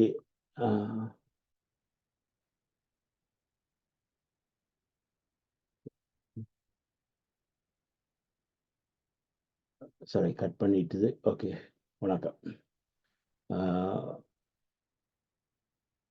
ரைட். அடுத்தது வந்து 7வது வந்து மலைய தமிழர்களுக்கான அந்த இது போட்டிருக்குது. 7வது ஈழத்தமிழர்களுக்கு எதிராக ஸ்ரீலங்கா அரசு நிகழ்த்திய இன அழிப்பு போர்க்குற்றங்கள் மனித குலத்துக்கு எதிரான குற்றங்கள் யாவும் அங்கீகரிக்கப்பட்ட ஒரு பன்னாட்டு நீதித்துறை கட்டமைப்பு ஊடாக முழுமையாகவும் முறையாகவும் விசாரிக்கப்பட்டு பரிகார நீதி வழங்கப்படுவதுடன் இன அழிப்பு செயல்பாடுகளை மீள் நிகழாமையை உறுதி செய்ய வேண்டும். இதுவரை ஐநா மனித உரிமைகள் பேரவையில் தீர்மானங்களில் தொகுக்கப்பட்ட அனுபவமாக ஐநா பொதுச் செயலாளர் பொறுப்புக்கூறலை ஐநா பொது சபையிடம் பாரப்படுத்துவதன் மூலம் இன அழிப்புக்கு எதிரான பன்னாட்டு விசாரணையை அனைத்துலக குற்றவியல் நீதிமன்றத்தில் கொடுக்க வேண்டும். அப்ப இது ஒரு பெரிய முக்கியமான விஷயம். இந்த 7வது ஏண்டா இப்ப இன்றைக்கும் எல்லா அமைப்புகளும் வெளிநாட்டில் இருக்கிற அமைப்புகள் வந்து எங்களுக்கு நீதி வேணும் என்று கோரிக்கொண்டிருக்கும் போது அந்த நீதி வந்து இன்றைக்கு ஹியூமன் ரைட் கவுன்சிலுக்குள்ளேயே தங்கி போயிருக்கின்றது 15 வருஷமா. அதாவது வந்து 2012ஆம் ஆண்டு கொண்டுவரப்பட்ட தீர்மானம் 25/1 என்ற தீர்மானம் 25/1 என்ற தீர்மானத்துக்கு பிறகு இப்ப அடுத்த கடைசி தீர்மானம் பெறப்போகின்றது. இன்னொரு தீர்மானம் இப்ப செப்டம்பர் மாதம் 9ஆம் தேதி ஸ்டார்ட் பண்ணது. அதில் ஒரு தீர்மானம் பெறப்போகுது. அந்த தீர்மானத்தில் வந்து இவருக்கு ஒரு பெரிய ஒரு வாக்கு கிடைத்தால், அதாவது 21ஆம் தேதி வந்து இவருக்கு 10 லட்சத்து 6 லட்சம் 7 லட்சத்துக்கு மேலான வாக்குகள் கிடைச்சது என்று சொன்னால் அந்த தீர்மானத்தில் நாங்கள் ஒரு இம்பேக்டை கொண்டு வரலாம். ஏன்னா சில பேர் இங்கே ஒர்க் பண்ணி கொண்டிருக்கணும், ஐநா சபைக்குள்ள ஐநா இந்த ஹியூமன் ரைட்ஸ் கவுன்சிலுக்குள்ள ஒர்க் பண்ணி கொண்டிருக்கணும். அப்போ அந்த விதத்தில் வந்து அந்த இந்த இந்த இந்த முடிவானது என்ற இவ்வளவு அளவும் அங்கே இருக்கிற நாடுகள் எங்கள்கிட்ட கேட்கறது, நீங்கள் வெளிநாட்டில் இருக்கிறவர்கள் சொல்லுகின்றீர்கள் அங்கே அது நடந்திருக்கு இது நடந்திருக்குன்னு, உள்ளுக்கு இருக்கிறவங்க வந்து சொன்னாலும் கூட அவர்கள் இந்த அந்த மக்களுடைய வாய்ஸா ஒட்டுமொத்த வாய்ஸா வந்து இது கேட்கின்றதாக தெரிய இல்லையென்றா கொஞ்சம் பேர் கேட்கிறோம் எங்களுக்கு பிள்ளைகளை ரிலீஸ் பண்ணுங்கோட்டு வைக்கணும், சில பேர் காணாம போனவர்களை பற்றி கதைக்கிறோம், காணி பிரச்சனை பற்றி கதைக்கிறோம், இராணுவ மயமாக்களை பற்றி கதைக்கிறோம். அப்போ பல விஷயங்கள் கதைக்கிறோம். அதெல்லாம் மனித உரிமை மீறல்களும் இன அழிப்பையும் சேர்த்து சாம்பாரா வந்து கொண்டிருக்கும். அப்ப நாங்கள் இப்ப இந்த விஷயத்தை வந்து தெளிவாக இதுல போட்டபடியால் இப்ப இதைத்தான் மக்கள் 7வது விஷயத்தை தான் நாங்கள் ஐக்கிய நாடுகள் சபையில இப்ப இருக்கிற ஹியூமன் ரைட் கவுன்சில்ல கேட்கிறோம்ன்றதை வந்து நாங்கள் அவர்களுக்கு எடுத்து காட்ட முடியும். இதைத்தான் அவர்களுக்கு எங்கட மக்கள் வந்து இவ்வளவு வாக்கு கொடுத்து கேட்டிருக்கிறார்கள். அதாவது வந்து நீங்கள் இனி ஐக்கிய நாடுகள் சபைக்குள்ளே இருந்து இந்த அக்கௌண்டபிலிட்டி, அதாவது அக்கௌண்டபிலிட்டியும் ஜஸ்டிஸையும் வந்து நீங்கள் பொது சபைக்கு பாரப்படுத்தி அந்த பொது சபையின் ஊடாக வந்து செக்யூரிட்டி கவுன்சிலுக்கு பாதுகாப்பு சபைக்கு பாரப்படுத்தி பாதுகாப்பு சபையினுடைய அனுசரணையோட வந்து ஐசிசி என்று சொல்லுகின்ற இன்டர்நேஷனல் கிரிமினல் கோர்ட், அதாவது வந்து உலக குற்றவியல் நீதிமன்றத்துக்கு இதை பாரப்படுத்த வேண்டும் என்றதை 7வது குறிப்பிடுகின்றது. அப்ப இதுக்கான ஓட்டை வந்து தமிழ் மக்கள் போட்டால் தானே அது இது பண்ணப்படும். இப்போ நாங்கள் தமிழ் மக்கள் என்ன வேணுமென்றதை கேட்கறதுக்கான ஒரு சந்தர்ப்பம் இங்கே வரப்போகுது. இதானே அந்த சந்தர்ப்பம். இதை நாங்கள் செய்யாமல் இதுக்கு ஒரு நல்ல ஓட்டை போட்டு இதில் ஒரு 10 லட்சம் மக்கள் இதுக்கு ஓட்டு போட்டு கொண்டுராட்டிக்கு என்னென்ன நாங்கள் வந்து ஐக்கிய நாடுகள் சபையை கேட்க முடியும்? உங்களோட ரெப்ரசன்டேட்டிவாக வெளிநாட்டில் இருக்கிறவ கூட நீங்கள் அங்கே இருந்து வந்து கேட்குறவ கொஞ்சம் பேர் அதிகமாக இந்த வெளிநாட்டில் கனகாலமாக கிட்டத்தட்ட 10 வருஷத்துக்கு 15 வருஷத்துக்கு மேலே உழைச்சி கொண்டு வர்றேன்னா ஆக்கள் இருக்கணும், அவையும் இதைத்தான் கேட்கணும். அப்போ நீங்கள் அந்த ஒரு ஓட்டை போட்டு எங்களுக்கு அந்த 7ஆம் சரத்தை இம்ப்ளிமெண்ட் பண்ணுறதுக்கான அந்த ப்ரெஷரை கொடுக்கறதுக்கான ஒரு இதை நீங்கள் கொடுக்க இல்லைன்னு சொன்னால், நீங்கள் உங்களோட ஓட்டை போட்டு செய்யலைன்னு சொன்னால் நாங்கள் எப்படி அதை போய் ஐக்கிய நாடுகள் சபையில் கேட்க முடியும்? நீங்கள் ஒரு 10,000 போட்டு தான் கொடுத்தீர்கள் என்றால் அல்லது 15,000 போட்டு தான் கொடுத்தீர்கள் என்றால் அதில் கொண்டு போய் நாங்கள் என்ன காட்ட முடியும்? அதில் வந்து எங்களோட மக்கள் இந்த சந்தர்ப்பத்தை கொடுக்குறதுக்கும், அதாவது ஐக்கிய நாடுகள், அதாவது வந்து இந்த நேரம் வந்து நீங்கள் பாருங்க 21ஆம் தேதி திலீபனா என்ன தன்னுடைய உண்ணாவிரதத்தை ஆரம்பித்து 26ஆம் தேதி அவர் தன்னுடைய தியாக கொடையை கொடுத்தார் தன்னை. அப்ப அந்த பீரியட்ல இது வருகுது. அப்ப அந்த பீரியட் அந்த எழுச்சி கொண்டு எல்லா மக்களும் அவர் எதற்காக எங்களுக்கு ஒரு நியாயம் நீதி இதுகள் கிடைக்கணும்ன்றதுக்கான இதை தன்னுடைய உயிரை தியாகிச்சது. அப்ப நாங்கள் இந்த நேரத்தில் ஒரு ஓட்டு போடுறதுக்கு கூட, ஒரு பொது வேட்பாளருக்கு ஓட்டு போடுறது கூட சஜித்தா பேரினவாதிகளுக்கு ஓட்டு போடுறதா இல்லது எங்களுக்கு ஓட்டு போடுறான்ற கேள்வியை கேட்டால், அந்த புனிதமான பீரியட் 21ஆம் தேதி அந்த நேரம் திலீபனா 1987 எப்படி இருந்தவர்கிட்ட தெரியும் உங்களுக்கு. இந்த பீரியட் அவர் ஒரு கோரிக்கையை வச்சு, ஆரம்ப கோரிக்கையை வச்சு அவர் போராடி கொண்டது. அந்த பீரியட்ல இது எலெக்ஷன் வருது. அப்ப அந்த எலெக்ஷன்ல நீங்கள் உங்களோட தேசியத்துக்காக இளைய சமுதாயத்துக்கு தெரியாட்டிக்கு அதை அவர்களுக்கு சொல்லுங்க. இது ஒரு தியாகமான நேரம். இந்த தியாகமான நேரத்துல இது மாதிரியான ஓட்டுகளை போட்டு அவரை வெல்ல வைக்கிறதன் மூலமாக, அவர் வெல்ல போறதில்லை ஜனாதிபதியா, அவருக்கு அதிகமான வாக்குகளை கிட்டுறதால உள்ளுக்கு மட்டுமில்லை உலகத்துக்கே நாங்கள் ஒரு மெசேஜை சொல்லுவோம்.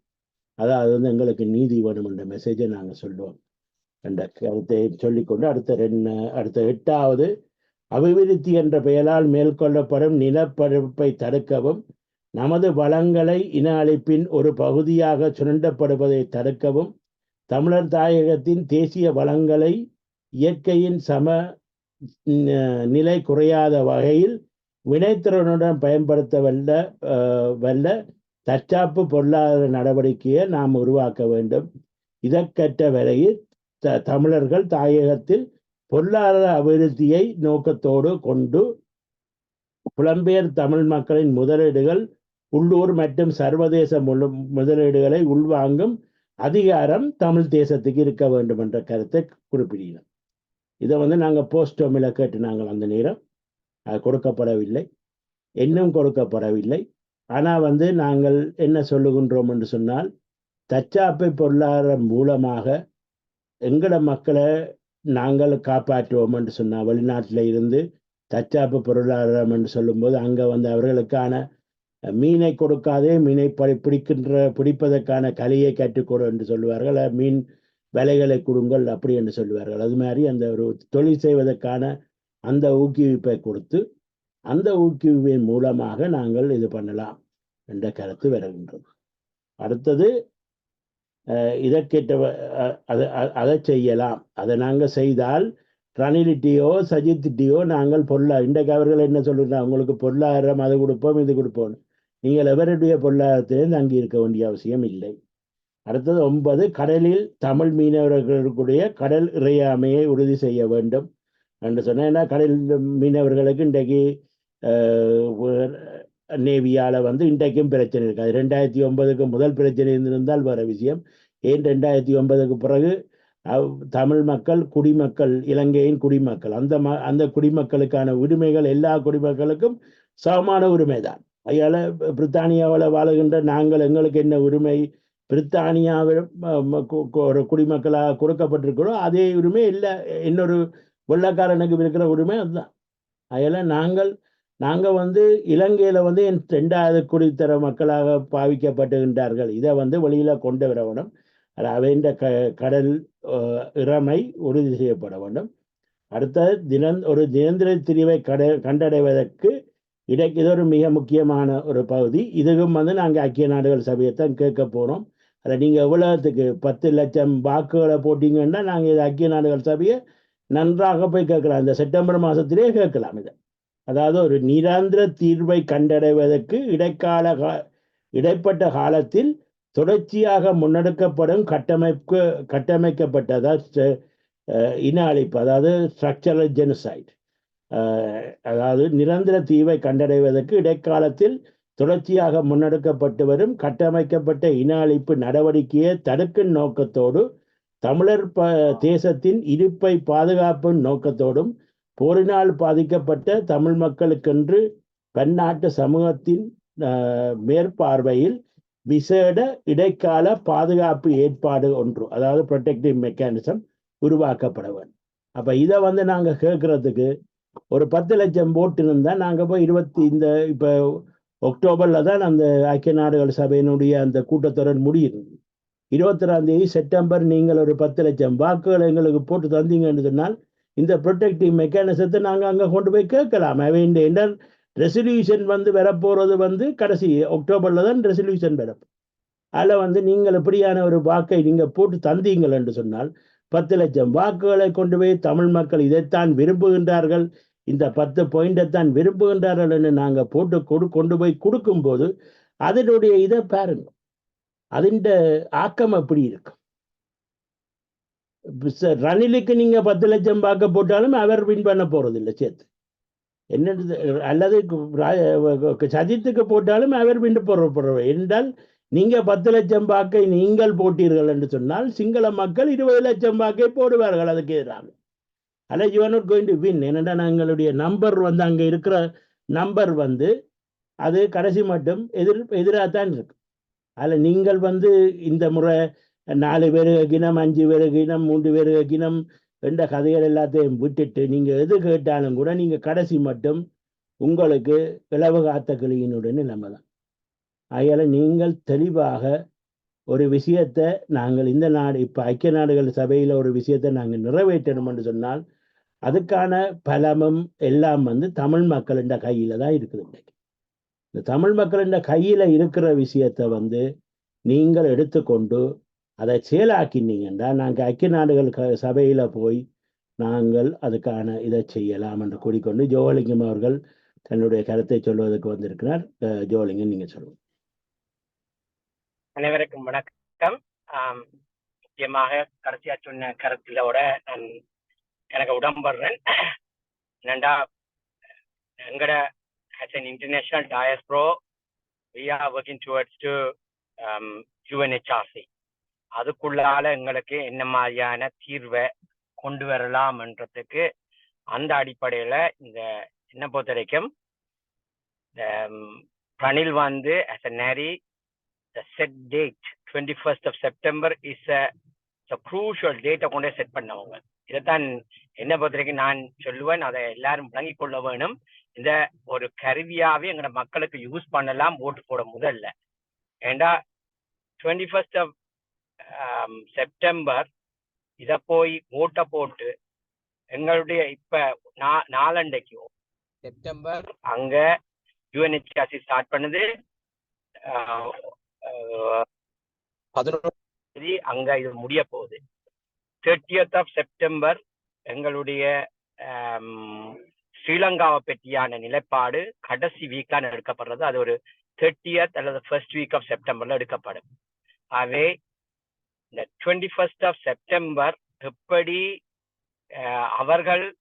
அவர்களுக்கு ரணிலுக்கோ அல்லது சஜித்துக்கோ அல்லது எந்த இனவாதிக்கு போட்டாலும் கொஞ்சம் கூட போட்டாலும் அது அவர்கள் வடிவாக யூஎன்ல கொண்டு யூஸ் பண்ணுவினம். எங்களுடைய சிங்களவர்கள், தமிழர்கள், முஸ்லீம்கள், பரங்கியர் எல்லாரும் ஸ்ரீலங்காவில் ஒரு இனம் இல்லை. ஆகவே அதை பற்றி கதைக்கிறத நிப்பாட்டலாம் என்ற அளவுக்கு கொண்டு போய் அங்க வரப்போற பிரசிடென்ட் பொசிலி ரணிலா இருக்கலாம் அல்லது சஜித்தா இருக்கலாம், அனுராவா இருக்கலாம், மூன்று ஒரு ஆள் அங்க அதிகமா போகும் என்ற நம்பிக்கை எனக்கு இருக்கு. அல்லது ஃபாரின் மினிஸ்டர் போய் இதைத்தான் சொல்லுவினோம், இதை கக்கிட்டு தான் வருவினோம். அதோட எங்களுக்கு எதிராகத்தான் அது யூஸ் பண்ணப்படும் பிக் டைம்.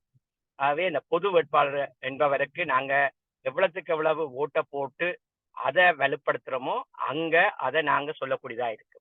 அது ஒன்று. அதோட இந்த இன்னொரு கருத்தையும் சொல்ல விரும்புறேன். இதுக்குள்ள இல்லாத என்றாலும் முக்கியமானது, எங்களோட போராட்டத்துக்கு முக்கியமானது, நாளைக்கு ஆகஸ்ட் செப்டம்பர் ஸ்ரீலங்காவோட 3rd match Sri Lanka against England விளையாடுது. அதுக்கு எதிராக பாய்காட் ஆஃப் ஸ்ரீலங்கா என்ற பரப்புரையை நாங்கள் எப்பயுமே முந்தி 2010, 9 14, 15 வரையும் தொடர்ந்து மாபெரும் போராட்டமாக ஈவன் 85, 90 எல்லாம் கிரவுண்டுக்குள்ளேயே இறங்கி ஓடி அதெல்லாம் அமர்த்தி பிடிச்சு அரெஸ்ட் பண்ணதெல்லாம் இருக்கு. தற்போது காலகட்டத்தில் அதை எல்லாரும் அதிகம் மறந்து போய் அருவி போய் கொண்டிருக்கு. ஆகவே 9ஆம் தேதி செப்டம்பர் இந்த யுஎன்ஹெச்ஆர்சி ஸ்டார்ட் பண்ண போது அவங்க எல்லா பக்கத்தாலையும் பார்ப்பாங்க தமிழர்கள் என்னென்ன வேலைப்பாட ஸ்ரீலங்காக்கு எதிராக செய்கிறார்கள் என்று. ஆகவே என்னை பொறுத்தவரையில் தமிழர் சுயநிர்ணய அமைப்பாலும் Tamil for Conservative, Tamil for labour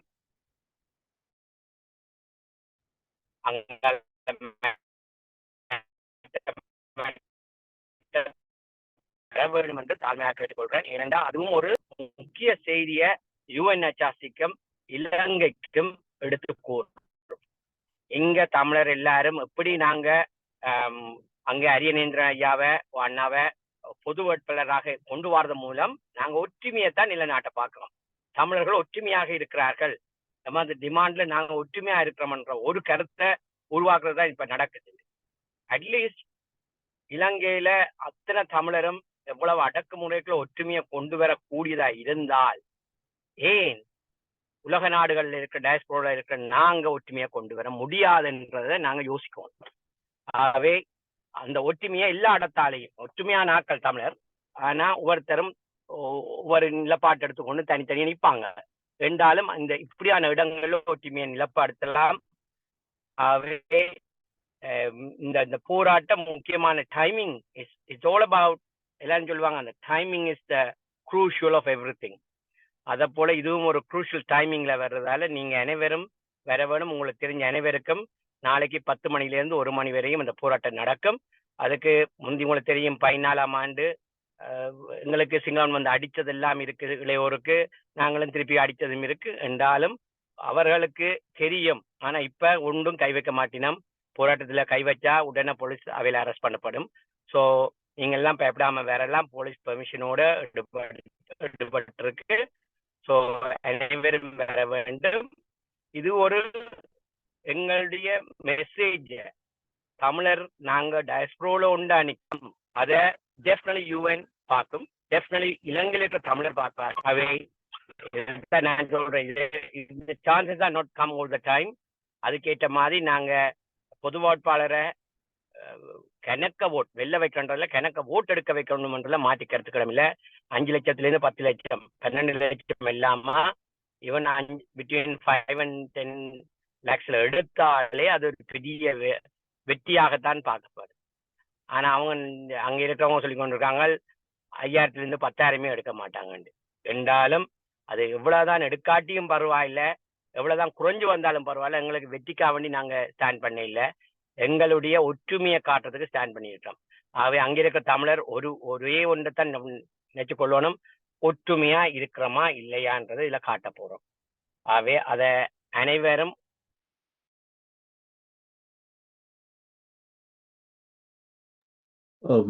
நினைக்கிறேன். அவருடைய சத்தம் கேட்கல. திரும்ப ஜோகி வாங்கோ. இப்ப முடிச்சிடுங்க. ஓகே. ஆகவே அங்க இருக்கிற மக்களுக்கு ஒவ்வொருத்தரும் முடிஞ்ச வரை உங்களுக்கு தெரிஞ்ச ஆட்களுக்கு போன் எடுத்து ஒருக்கா ஒரு 10 minutes, ஒரு 1/2 an hour, ஒரு 1 hour அந்த கியூல நின்று ஒரு ஓட்டை போடு. அந்த ஒவ்வொரு ஓட்டையும் போட சொல்றதே it makes a hell of a difference. அதை செய்யுங்க தாழ்வியோட கேட்டுக்கொண்டு என் கருத்தை முடிச்சு கொள்றேன். நன்றி, வணக்கம். மிக நன்றி. அடுத்ததாக தர்மராஜன், நீங்க கை வைத்திருக்கிறீர்கள், நீங்கள் உங்களோட கருத்து சொல்லுங்க. வணக்கம் எல்லோருக்கும். நான் போன முறை சொன்ன மாதிரி தான் அந்த விஞ்ஞாபனம் நான் திருப்பி சொல்றேன் என்று நினைக்க வேண்டாம்.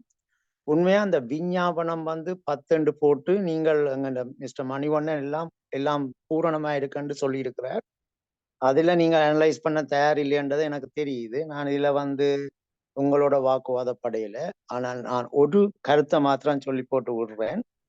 இந்த பொது வேட்பாளரை போடுறதுக்கு அங்கால நாங்கள் யோசிக்கலைன்றதை நான் சொல்லுவேன். ஏன்னா அந்த விஞ்ஞாபனத்தின் அடிப்படையே எங்களை அந்த தாயகம் என்ற உணர்ச்சிய மழுங்கடிக்கப்பட்டது வடிவாக செய்திருக்கிறோம், எக்ஸிக்யூட் பண்ணியிருக்கிறோம்ன்றது நான் தாராளமாக சொல்லுவேன். சேலஞ்ச் பண்ணி யார்கிட்டையும் சொல்லுவேன். அந்த முதல் 2-3 வசனங்களை போட்டு பூசி மழுகி இருக்குது. அதே வேளையில என்னென்றால் அந்த பெரிய நிலாந்தன் அப்படியான ஆட்கள் பெரிய அறிவாளிகள் என்றாலும் அவர்கள் ஒரு இதுக்கு கீழே தான் தண்டினோம்னு நினைக்கின்றேன் கூடுதலாக. ஏனென்றால் அந்த தொடர்ந்து போற இதுக்கு இந்த விஞ்ஞாபனம் சரியாக டிஸ்அட்வான்டேஜாக இருக்கும். அதை திருத்துறதுக்குரிய முயற்சியை செய்யணும். அதை இப்பவும் சொல்லி கொண்டிருந்தால் பெட்டர் என்றுதான் நான் நினைக்கிறேன். மற்றது மக்கள்கிட்டயே நான் விடுறேன். என்ன பொறுத்தளவில் நான் உங்களுடைய கருத்துல நான் சில விஷயங்களை ஒத்துக்கொள்றேன். இது அவையோடையும் கதைச்ச நாங்கள் இதை பற்றி அவையினுடைய மீட்டிங்ஸ்ல போய் நேற்று ஒரு மீட்டிங் நடந்தது. அதுலேயும் போய் அதில் என்ன சீலன் என்று சொல்லி ஒரு அங்க கூட்டமைப்புக்குள்ள இருக்க அந்த தமிழ் தேசிய கூட்டமைப்புக்குள்ள இருக்கிற ஒரு ஆள் அவர் கதைக்கும் போது அவரோடையும் கதைச்சினாங்க. அவர் நிராந்தனுக்கும் நாங்கள் சில கருத்து, அதாவது இந்த விஞ்ஞாபனம் அவை என்ன சொல்லிடணும்னா, நாங்க ஒரு மாத குழந்தை, நாங்க இந்த விஞ்ஞாபனத்தை எவ்வளவு கஷ்டப்பட்டு இவ்வளவு பேரை பிடிச்ச ஒரு 7 கட்சியை உண்டாக்கி அவர்கள்ட்ட எக்ரி பண்ண வச்சு எத்தனையோ விஷயங்களை செய்து போட்டு கொண்டு வந்திருக்கிற விஞ்ஞாபனம். மிஸ்டர் மணிவண்ணன், நான் உங்களுக்கு சொல்றேன், தயவு செய்து என்னையும் கேளுங்க. எங்களை பொறுத்தளவில் 2009 இருந்து இதுவரையும் எம்பிமார் பிளவிட்டதுன்றதை நீங்கள் அக்செப்ட் பண்றீங்களோ இல்லையோ? அதுதான் அடுத்த ஒரு ஆமா இல்லையா? ஆமா இல்லையா? இதைத்தான் நான் கேட்கிறேன். கதைக்க இயலாது. அப்படி ஓம் என்றால் அவையின் மெயின் டிசிஷனுக்கு நாங்கள்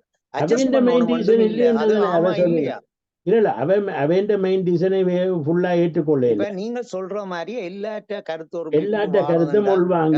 அதுலதான் பிளவுறீங்கள்ட்டதான் நான் சொல்றேன். என்னன்னா நாங்கள் எல்லாரும் தான் வாட்டர் டவுன் பண்ணப்பட்டுட்டோம். இதுதான் நான் சொல்றது. உங்களை எதிர்ப்பானால் இல்ல மணிவண்ணன், நீங்கள் நாங்கள் அவர்கள் ஒரு ஸ்டேட்மெண்ட் மேக் பண்ண சொல்லலாம். அதாவது அதைத்தான் நான் சொல்றேன். மணிவண்ணன், நடந்தது முடிஞ்சது. கொஞ்சம் சொல்லுங்க. நடந்தது முடிஞ்சது, சரியோ? இனி நாங்கள் திருப்ப இயலாது, மக்களையும் திருப்ப இயலாது. ஆனால் அந்த விஞ்ஞாபனத்துல பிழை இருக்கிறத அட்மிட் பண்ணி அதை நாங்கள் திருத்தி அமைப்போம் என்று பேந்தாவது எலெக்ஷனுக்கு பிறகாவது சொல்லி வச்சோண்டால் அந்த அமெண்ட்மெண்டோட வேற ஆக்களோடையும் தண்டு வரலாம் என்று நான் சொல்றேன். நான் அந்த மூவ் ஃபார்வர்டு உங்களோட கதைக்கிறேன், உங்களோட ஆர்கியூ பண்ண வேண்டிய நீங்க உங்களோட கருத்தும் என்ற கருத்தும் ஒன்றுதான். இந்த கருத்துல நாங்கள் முதல் சில ஆக்களோட இன்ஃப்ளூயன்ஸ் எங்களுக்கு வரக்கூடாது, வெளி ஆக்களோட இன்ஃப்ளூயன்ஸ் வரக்கூடாது. நாங்கள் தமிழ் மக்கள் நாங்கள் தான் டிசிஷன் பண்ணுவோம். ஃபார் எக்ஸாம்பிள் நான் திருப்பி சொல்றது, நான் இந்தியாவுக்கு எதிரானவன் இல்லை. இந்தியா ஒரு பெரிய சக்தி. இந்தியாவுக்கு இந்த 2 நாடு இருக்கிறதும் முடியாது. அதுதான் எங்களுக்கு எல்லாம் போய்கொண்டு இருக்குது. எங்களை பொறுத்தளவில் நாங்கள் ஆகணும் நசுக்கப்பட முடியாதுன்ற ஒரு தலைவர் எனக்கு வேணும். தலைவர் அங்க தாயத்துல வேணும். ஏனென்றால் அப்படி இருந்தா தான் நாங்கள் வெளியில இருந்து நாங்கள் எங்களோட குரலை இன்னும் கூட்டலாம். என்ன நோக்கம் என்னன்னா, இது ஒரு நீண்ட தூர பயணம், அவ்வளவுக்கு ஆகி போட்டோம். அப்ப நாங்கள் ஸ்டார்ட் ஃப்ரம் த ஸ்கிராச் என்றாலும் பயணம் என்று நாங்கள் ஸ்டார்ட்ல இருந்து சிந்திப்போம். பேபி என்று சொல்லலாம். இவ்வளவு பெரிய எக்ஸ்பர்ட் இன்டர்நேஷனலை முறியடிக்கிற மாதிரி தான் நாங்கள் ஜனநாயகத்தை கொண்டு போகணும்ன்றது என்னுடைய அவா. நான் அதுலயும் தான் கூட ஈடுபட்டு இருக்கிறேன். நான் தமிழ் மக்களோட இப்ப நான் கதைக்கிற ஐடியா இல்ல, வெளியில இருக்கிற எல்லாரோடையும் நான் கதைக்கிற இதுலதான் நான் வெளியால வந்துட்டேன். தயவு செய்து நான் மாத்திரம் இல்லை, எத்தனையோ வரணும் வந்தாதான் எங்கண்ட இது சரியாக வரும் என்று சொல்றேன். ஏனென்றா உலக நாடுகள்ல எல்லா சாட்சியமும் இருக்கு, அமெரிக்காவிலேயே இருக்குது, இந்த இனப்படுகொலை செய்த எல்லா சாட்சியம் இருக்கு. ஆனால் மக்கள் வெளியில கொண்டு வராமல், மக்களிட வராமல் அவையால ஒன்றும் செய்ய மாட்டேன். அவை தங்கண்ட சுயநலம் இல்லை, நாட்டுக்கு நாடு அப்படித்தான் இருக்கணும். இப்ப இந்தியாவை பொறுத்தல இங்க தமிழீழம் அமைஞ்சால் 2 நாடு அமைஞ்சால் அவைக்கு பிரச்சனை, சைனா வந்துடும் அந்த பயன் இருக்கு. அதை நாங்க உணர்றோம். ஆனா அதுக்காண்டி நாங்கள் ஒன்றும் இல்லாம வெறும் தரையாக இருக்கணுமா? அது நாங்கள் தானே அப்பா கேட்கணும். அதைத்தான் நான் மணிவண்ணன் நான் உங்களை சொல்றேன். எத்தனை பேர் உங்கள்ட்ட இதுல வந்திருக்கோம்? 4 பேர் தான். ஏன் வரையினம் இல்ல? இதுலையும் கொஞ்சம் சிந்தியுங்கோ. அவ்வளவுதான் நான் சொல்றேன். உங்களுக்கு எதிர்ப்பே இல்லை. Okay, thank you. அவ்வளவுதான் நான் சொல்றேன். உங்களை நான் ஒரு காலம் ஒருத்தருடைய ஆகி பண்றேன். சரியான விஷயம் தெரிஞ்சால் நான் அதை மக்களுக்கு வெளிப்படுத்தி மக்களை விழிப்படைய செய்யணும். அதான் எங்களுக்கு தேவை. என்ன ஓகே, நாங்கள் இது ஒரு ப்ரோக்ரஸிவ் டாக்குமெண்ட் தான் அதை சொல்லி இருக்கிறோம். அதில் அதை அப்படியே பார்ப்போம். நீங்க இப்ப சொன்ன மாதிரி இப்போ நீங்கள் கடைசி இந்த குரலை எழுப்புங்க. நீங்கள் பண்ண மாட்டோம். நீங்க திரும்பவும் நாங்கள் அந்த உங்களுடைய குரலையும் அவர்களுக்கு நாங்கள் சொல்றோம். அதுதான் தயவு செய்து அதை செய்தீங்கன்னா காணும். அவ்வளவு எந்த ஆதங்கம் சரியா? ஓகே சரியா ம். ஓகே ஆமா. மிக்க நன்றி நீங்கள் மற்றவையோட கதை ஆமா சரி பிரச்சனை இல்லை. நல்லது நன்றி நன்றி. ஓகே ஓகே மதியல ஏதாவது கருத்து சொல்றதுக்கு இருந்தா சொல்லுங்க நாங்கள் அல்லது நாங்கள் இந்த நிகழ்ச்சியை முருகானந்தம் சொல்றோன்னா சொல்லுங்க இல்லைன்னா நாங்கள் இந்த நிகழ்ச்சியை இப்போ முடிவு கொண்டு வர்றதுக்கு யோசிக்கிறோம் சொல்லுங்க முருகானந்தம் முருகானந்தம் வணக்கம். வணக்கம் சொல்லுங்க இத சொல்றதுக்கு ஒன்றுமே எந்த பக்கம் இல்ல. கொஞ்சம் அவரு பேர் என்ன முதல் பேசின தம்பி சொன்னதும் இப்ப இங்கே புலம்பெயர் மண்ணில இருந்து இந்த வாட்ஸ்அப்பின் ஊடாக இந்த ஜூமின் ஊடாக என்ன மாற்றத்தை அங்கே கொண்டு வரலாம் என்றது எனக்கு நடைமுறையாக எனக்கு விளங்கவில்லை. ஆனால் அந்த தேர்தல் அறிக்கையில் சில திருத்தங்கள் சில விடயங்கள் குறைபாடு இருக்கின்ற அவர்களை ஒத்துக்கொண்டார்கள். இந்த குறிப்பாக கடற்தொழிலாளர்கள் விவசாயிகள். ஆனா இப்ப எனக்கு முன்ன பேசிய ஐயா கொஞ்சம் வேறு விஷயங்களும் சொன்னார். அது எனக்கு உண்மையாக அதனுடைய முழுமையான புரிதல் எனக்கு போதாது. அது இப்ப எனக்கு முக்கியம் இல்லை. என்னை பொறுத்தவரை நாங்கள் கூடுமான அளவுக்கு அங்க மக்களை தூண்ட வேணும். அங்கே செய்கின்ற பணியாளர்களுக்கு நான் ஆர்ப்பாட்டம் என்று சொன்னது ஒரு தவறான வார்த்தை. போன முறை மட்டக்களப்பிலே ஒரு ஒரு ஒரு ஊர்வலம், அந்த ஊர்வலத்துக்கான ஒரு ஆதரவை தான் நாங்கள் ஏதோ என்ற அளவில் செய்திருக்கிறோம். அங்கே வேறு செய்வர்களுக்கு எங்களுடைய உதவிகளை மாத்திரம் நாங்கள் செய்ய வேணும். அந்த தொண்டர்களுக்கு வாக்களிப்பவர்களை தூண்ட வேணும். இது ரெண்டுக்கும் ஆன வேலை திட்டம் நாங்கள் இந்த காலகட்டத்துக்குரியது என்று நான் என்ன யோசிக்கிறேன். நன்றி. அதுக்கு மேல என்னோட கருத்துக்கள் சொல்றது கொண்டு வணக்கம் 7 நாள் தான் கிடைக்கும். நன்றி. நாங்கள் இப்போ செயல் தண்டு ஆக வேண்டும். அதில் இது கருத்துக்களும் நாங்கள் உள்ளுக்கு வழியில சொல்லி கொண்டிருக்கிறோம். அதில் அதிகமாக எல்லோரும் வந்து செயலாக்க வலிக்கிற வேண்டும். உங்களான 3 விதங்களை நீங்கள் வந்து உதவி செய்யலாம். ஒன்று வந்து அங்கே இருக்கிறவங்களோட சொந்தக்காரர்களுக்கு மூலமாக இவர்களுக்கு இந்த பொது கட்டமைப்புக்கு மற்ற இந்த கேம்பெயினுக்கு உதவி செய்ய முடியும் என்று சொன்னால் அவர்கள் மூலமாக அங்கே காசை அனுப்பி அவர்கள் மூலமாக உதவி செய்யலாம். இன்னொரு விஷயம், ஒரு காலத்தில் நாங்கள் போராட்டம் செய்த போது அந்த காலங்களில் வந்து அதிகமான வாலண்டியர்ஸ் வந்து வேலை செய்தவர்கள் எந்த காசும் இல்லாமலே இப்போ போஸ்டர்கள் அது எல்லாம் ஒட்டினது. ஆனால் இந்த காலத்தில் வந்து அவர்களுக்கு தினக்கூலியாக, அதாவது எப்படி பல வருடங்களுக்கு முதல் எப்படி தமிழ்நாட்டில் வந்து ஏற்பட்ட பஞ்சத்தின் காரணமாக பல பேர் வந்து இந்த கரும்பு தோட்டங்களுக்கு கூலியாக கொண்டு போகப்பட்டார்களோ அதே மாதிரி தான் இப்போ அங்கே வந்து தினக்கூலியாகத்தான் கன பேர் வேலை செய்து கொண்டிருக்கிறோம். அப்போ அந்த தினக்கூலியை அவர்கள் விட்டுட்டு வந்து இந்த வேலைகளை செய்கிறதுக்கு வந்து அவர்களால் முடியாது. ஏனென்றால் அவர்கள் அன்றைக்கு உழைக்கலைன்னா அன்றைக்கு அவர்களுக்கு சாப்பாடு இல்லை. அப்போ அப்படியானவர்களுக்கு நாங்கள் வெளிநாட்டில் இருந்து அந்த போஸ்டர் அடிக்கிறதுக்கு மட்டும் காசு கொடுத்தா காணாது. அவர்களை ஒட்டுறதுக்கும் அந்த பசவன்றதுக்கும் அந்த அந்த அந்த வேலை செய்கிறதுக்கும் சம்பளம் கொடுக்க வேண்டிய நிலைமை தான் இப்போ இருக்கின்றது. அதில் வந்து அதை நாங்கள் மனத்தில் கொண்டு, அதாவது வந்து நாங்கள் போஸ்டர் அடித்து கொடுத்தா காணந்தானே என்ற யோசனை இல்லாமல் நீங்கள் போஸ்டர் அடிக்கிறதுக்கு எவ்வளவு செலவாகிறதோ அதை ஒட்டுறதுக்கும் அதே செலவு தான் ஆகின்றது. அதில் வந்து கிட்டத்தட்ட நீங்கள் 1000 போஸ்டர் அடிக்க வர்றதுக்கு 10,000 ரூபாய் முடியுதுன்னு சொன்னால் நீங்கள் அவர்களுக்கு 20,000 ரூபாய் அனுப்பினால்தான் அந்த போஸ்டர் அடித்து ஒட்டுறதுக்கு சரியா இருக்கு. அதில் வந்து அதை விளங்கி கொள்ள வேணும். ஏனென்றால் இலங்கையில் வந்து இப்போ 100 ரூபாய்க்கு எதுவும் செய்ய முடியாது, தேத்தண்ணி கூட குடிக்க முடியாத நிலைமை தான் அங்கே இருக்கு.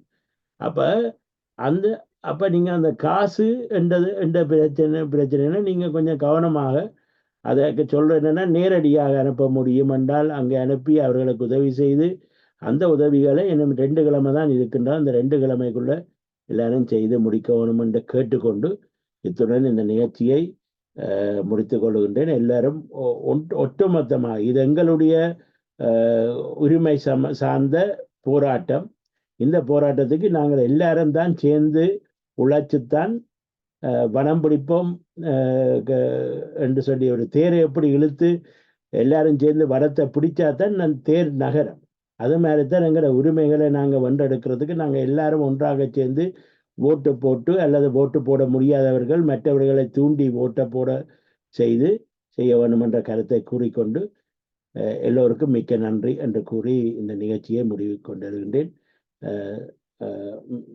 தமிழரின் தளபதி தமிழரின் கையில் என்று சொல்லி இந்த நிகழ்ச்சியை முடியும். நீங்கள் தான் நமக்கு நாமே துணை. மிக்க நன்றி.